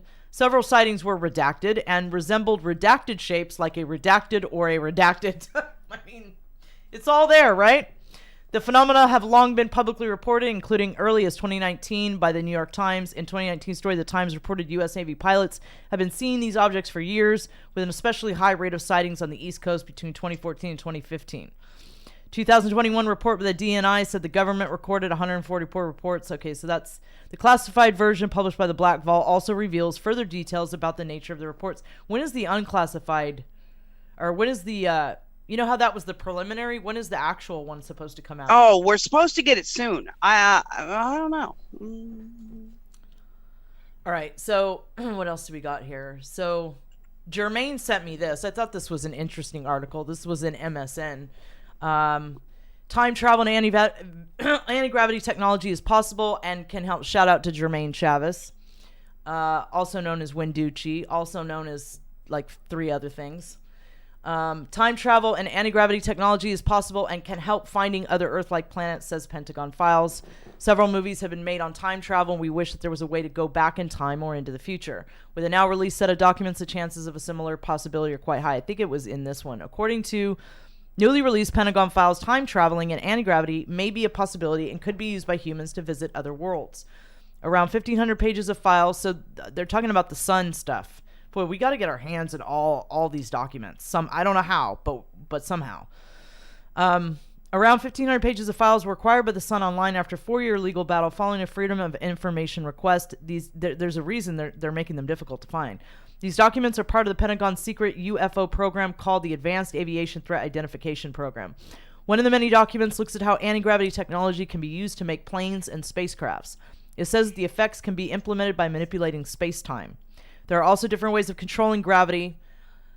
Emerald Dragon Reiki, thank you so much for the super chat. Appreciate you so much. There are also different ways of controlling gravity, about which the report says it might be possible to produce exotic phenomena such as faster than light travel and time machines. Wormholes in space-time could also be used for interstellar travel. Another document states how future aerospace platforms will have systems that modify their surrounding space-time geometry to implement faster than light space flight or produce levitation via anti-gravity. The Defense Intelligence Agency has released these documents, which are being called a bombshell discovery. The documents also mention how multiple spaceships manned by one pilot will be sent to outer space to colonize deep space, along with studies into how humans can operate robots with their minds. This makes me think of the Greys, dude. Right? Yeah, buddy. Are these really human extraterrestrials that are operating these biological androids? I mean, I'm just saying, right? Emerald Dragon Reiki had a good point. He says this stuff is redacted too much. It's a bunch of BS. It's time the government comes clean, man. That's right. Controlling robots with their minds, friend. Well, they control drones and everything else with their minds right now. Are we robots already being controlled by their minds? We could be. I mean, I'm just saying. Maybe we are. Maybe. Is that what we are? Are we the aliens and they're controlling us with their minds to have some sort of experience? If we just want to rampantly speculate, maybe. I love Kurt Jaimungal's channel. So what's the name of his channel? Theories of Everything. Theories of Everything. If you guys are not subscribed to Theories of Everything, you really need to go subscribe. If you're into like deep philosophical stuff, you'll love his channel. Anyway, yeah, just some of these conversations he has with these different individuals on philosophy and ethics, and this is all the stuff that I'm into. And, theoretical physics, and it's just fascinating. I'm so into his channel. I love. Yeah, he does a good job. He's so good at interviewing these. Like, I can't, the guy can articulate thoughts on these topics in a very, in such a way that he can hold conversations with these kind of people that are in depth and they're very interesting. I'm not sure anybody else could do it. So thank God we have him out there doing it. He's doing a great job. So shout out to him. He just did an interview with Salvatore Pais, guys. The guy, I posted it on my Telegram. He's the guy that, with the Navy UFO pans, the anti-gravity and stuff. He actually found this guy and got him to do an interview. So good stuff. If you haven't watched that interview, you definitely need to go and watch that interview. It's very, very interesting. Yes, the Toe channel frightening me. Correct. Okay, it shows that a single person can control no more than... So they're claiming in this article that all this stuff is contained in those documents.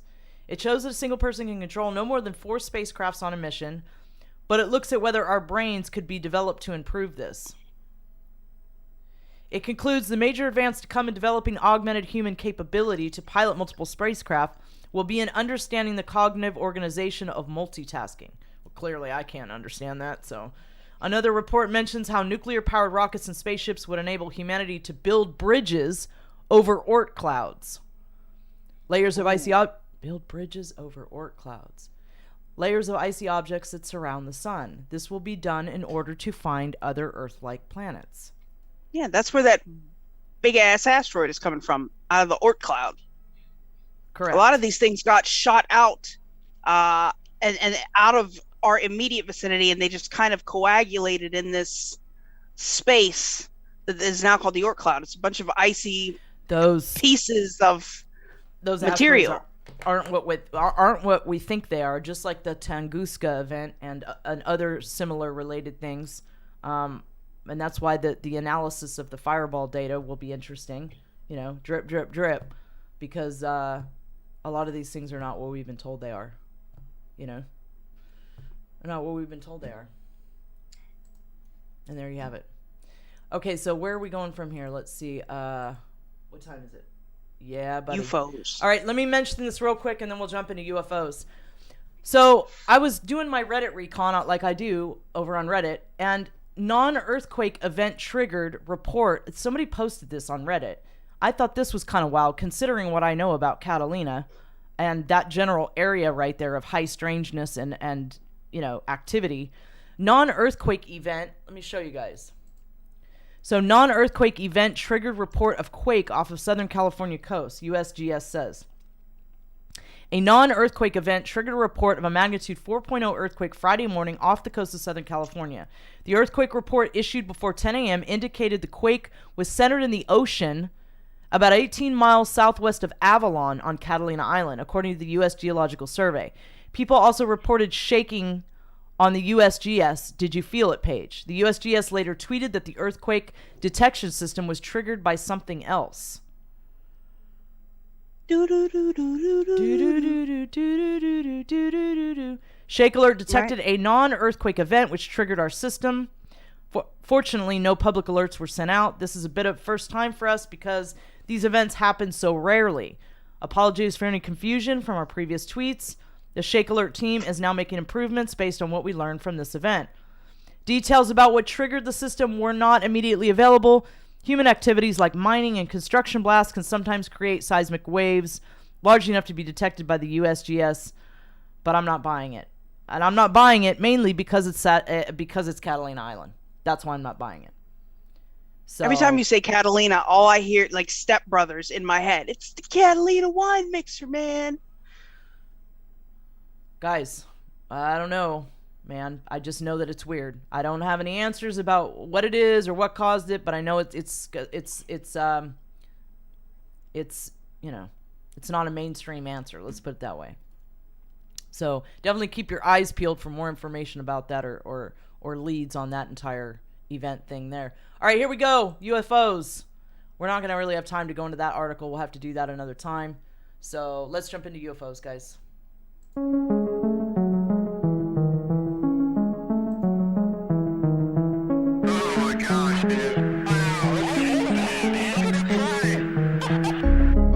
Unidentified flying objects.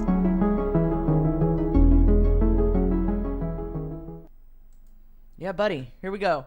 All right, so UFO filmed in Medellin, Colombia, 4/9 of 22. So this UFO, does it show it landing in this clip from Reddit, Foil, or do we have to pull up the other one? Or it, you know, not landing. I don't remember. I mean, it definitely shows it moving. Yeah, but the important part is to see it starting to descend. That was the reason that this was kind of. But I should have pulled up the original. But let's see if it has it, guys. There's a flying saucer. Yes, sir. I don't think it's going to show it descending. So this UFO actually starts descending into the city, which is wild. Should I go and see if I can find the or can you see if you can find it on Telegram and just pop it in as the latest one so I don't have to go back scrolling through there trying to find it? On Telegram? The original video, the original YouTube video that's got the entire descent of the craft. Thank you, Christina Love. Good to see you. Thank you for the super chat. All right, and while we're waiting on Foil to do that, let's go through some more of these other ones. Newly released previously classified footage of suspected drones. Speaking of drones, quote unquote drones, which I think that is, you know, a wide subject there, but newly released previously classified footage of suspected drones over Swedish nuclear power plants. Let's check this out. Så inga hobbydrönare vi har att göra med. Nej, utifrån de observationerna som har gjorts, analyserna av storleken på de här drönarna och den hastigheten som varit aktuell, Sport model. så är då en analys att det här ska röra sig om professionella drönare. Kan det alltså vara så att de här drönarflygningarna är styrda av främmande makt? Det finns ju en hypotes om det, men den har inte kunnat bekräftas och inte heller dementerats. Så att det är ju fortfarande oklart. You know, just, I mean, I've seen a lot of this kind of stuff, so I would think that I could tell the difference, right? But even some of these quote unquote standard drones display some unusual, you know, some unusual light activity. That's all I'm saying. Even in the standard drones that we're used to seeing. Okay, so this is UFO UIP recorded in Lima, Peru. It doesn't have a date on it. Escúchame, ha bajado así y ha subido. ¡Ahí está! ¡Ay, Dios mío! ¿Qué es eso? Es un dron. No. Hey, board troll, welcome to the party. ¿Qué es eso? ¡Tiene los estados! Mamá, cállate. No es un dron. ¿Por qué no lo están por allá? ¿Qué es eso? ¿Y se fue? Thanks, UFO Mark. Oh, wow. Yeah, Alara, I Can't find it. It's all good. We can play it next week. We're running out of time anyway. That's some cool footage she got. All right, let's see what else we got. British Columbia, Canada, UFO anti-gravity observable August 11th, 2003, 2200 and 2020, 23, and 2003. Where the hell is it?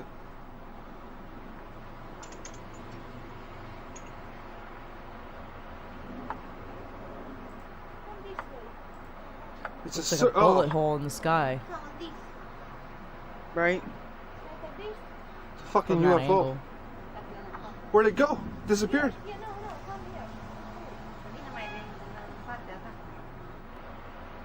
Here's it. Now it's stabilized. It's a oh. It doesn't even. Is that a disc? I don't know. It looks like one of Yes. those Acme black holes that It does. the freaking Roadrunner and the Coyote have. Thanks, Keystone, for the super chat. Thank you, Keystone.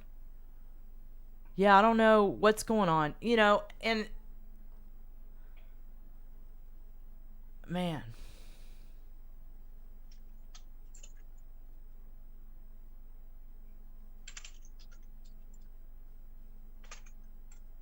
It looks like it's spinning.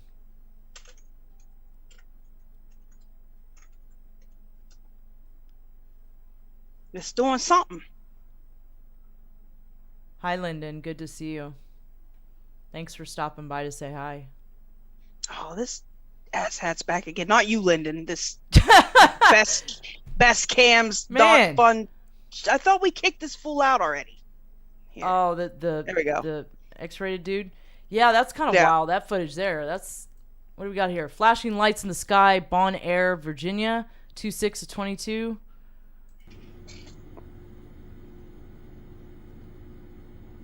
Yeah, man. That's like that one I filmed at Above Contact in the Desert in 2019. That's what I was filming. It was something like that was sitting below those TR-3Bs. It would look like similar, very similar to this. It was putting on quite a light show.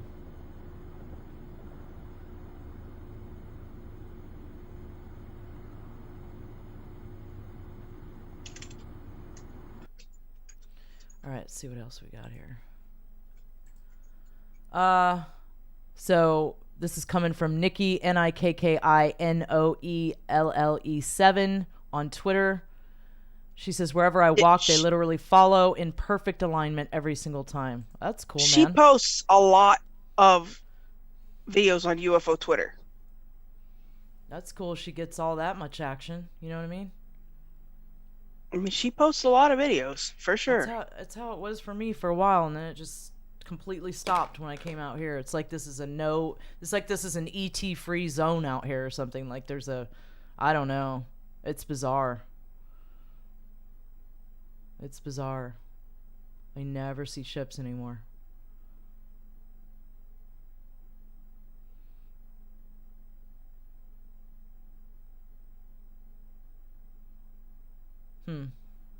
That's cool.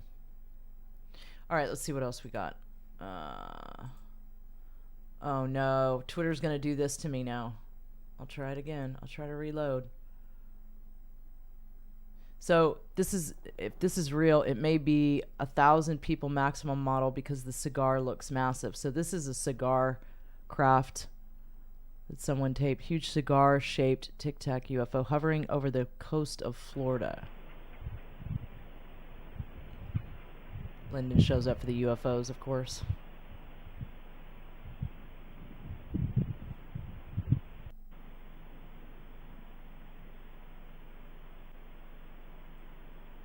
Yeah, there, that looks like a cigar craft.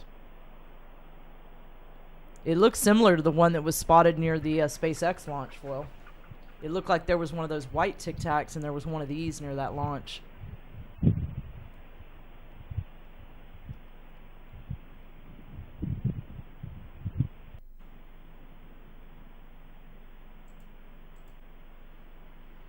Alright, let's see what else we got here, guys. This is kind of, you know... So again, this is coming from the account Anomalous Shadow, ANOMOUSHADOWW. I can't hear you. You're muted. He posts a lot of videos too. So, and I don't know how to feel about this, right? Because you know me, I'm very skeptical, right? Especially when something is a really good. But I don't know what to think about this one. What do you guys think out in the audience? So he says, so I never seen this video except in China. Apparently, however, it is legit. Or am I watching a family vacation in the Alps? I don't know how I feel about this. Yeah, I don't know how I feel about it. Let's get some input from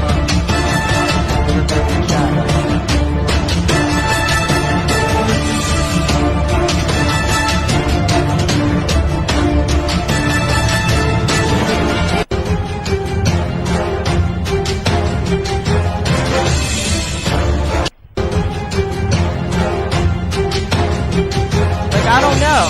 I don't know. I know it looks like CGI Canadian. I know, that's what you would think right off the bat, right? Like, it's got to be CGI. But it's crazy because if we have good footage, then everybody automatically assumes that it's fake. Yeah, we can't assume just every piece of footage that's, you know, quote unquote good like this is CGI. I think if there was a candidate for one that looks like CGI, but maybe it's not, would be this one. But I don't. Well, that's just like, I don't know if we showed it yet. Said I was looking for that. I don't know if we've shown it yet because we were looking for that. You had me looking for that other UFO video, but the one with the pod. Remember, we had last week. We had stills of it that showed the little being inside of it. Oh! I'm gonna pull it up right now. So yeah, I originally saw that on Reddit. Right, I saw this on Reddit. And I was like, yeah, right. And I totally skipped over it and didn't play it last week, guys, or the week before, whenever it was. But since then, this has blown up. It's gone all over the place. It's gone viral. And people have captured pictures of alleged beings inside the ship. They were all over the world finding these same kind of craft. Stills, pictures. Right. We had the whole thing on there last week. I mean, I don't know. So... Allegedly, these things were seen all over the world. You can see the little thing in there. And, yeah, and you can see the little guys in the ship. Like, I when I first saw it, I wasn't buying it at all. But it's, you know, I mean... But again, if they're being seen all over the world, then that would make this not a CGI video. And, you know, I just don't know what to think. You know, it doesn't even look like a ship. Like, what even is it? You know? I mean, what even is it? Canadian says, I followed a few like this back to TikTok accounts that are CGI artists, and people just misrepresent the stuff. Like, I don't even know. Like, I did not want to show this. I didn't think, you know, but then Foil's like, no, there might be something to it. It's been seen all over the planet. There's pictures, and they got little pictures of little dudes inside. So, yeah, it does look like a flying potato, right? I don't know, man. I don't know, guys. So, I don't know what to think about that one. You know. Why do I hear some sound? Oh, I gotta mute the sound on that. Okay, so as far as, let me go get your scratching, guys, and release that off to you right now. Over on the Foxhole. Yeah, I don't know, man, about what to think about those two, you know, but I thought I would play them and see what your guys' take on it is. See what y'all think. Okay, Scratchin' is released over on the Foxhole. Why is that thing still playing, or why am I hearing the sound from it? I don't know. I don't think we can hear it. Yeah, that's kind of weird, man. Right. Okay, so let's see. All right, so as far as tomorrow, Alara does not know what she's doing, if she's doing anything, because the TV's got to be mounted tomorrow. We're doing a bunch of stuff on that. I got a bunch of stuff I got to do. So I don't know if I'm going to do anything, and if I do something, it'll probably be 10 o'clock at night, and I don't know exactly what it'll be. Not at this point. So, thanks, Rainbow Snuggle Fritz, for the shades. Yeah, thanks. Thank you. What else? So yeah, so that's kind of the update on that. Foil, what do you got going on this week? Friday, Severe is going to be doing conspiracy theory trivia with me on my channel. So if you haven't gone over and subscribed, please do so. It's always a ton of fun. Love having Severe on. He's like my stand-in co-host, you know? Christina, how did you know I was going to the post office tomorrow? She just totally typed in the chat, you're going to the post office. And I totally am going to the post office. That's one of quite a few things I have to do. What is this? What is playing? Oh, here, I found it. It's like, what is playing over here?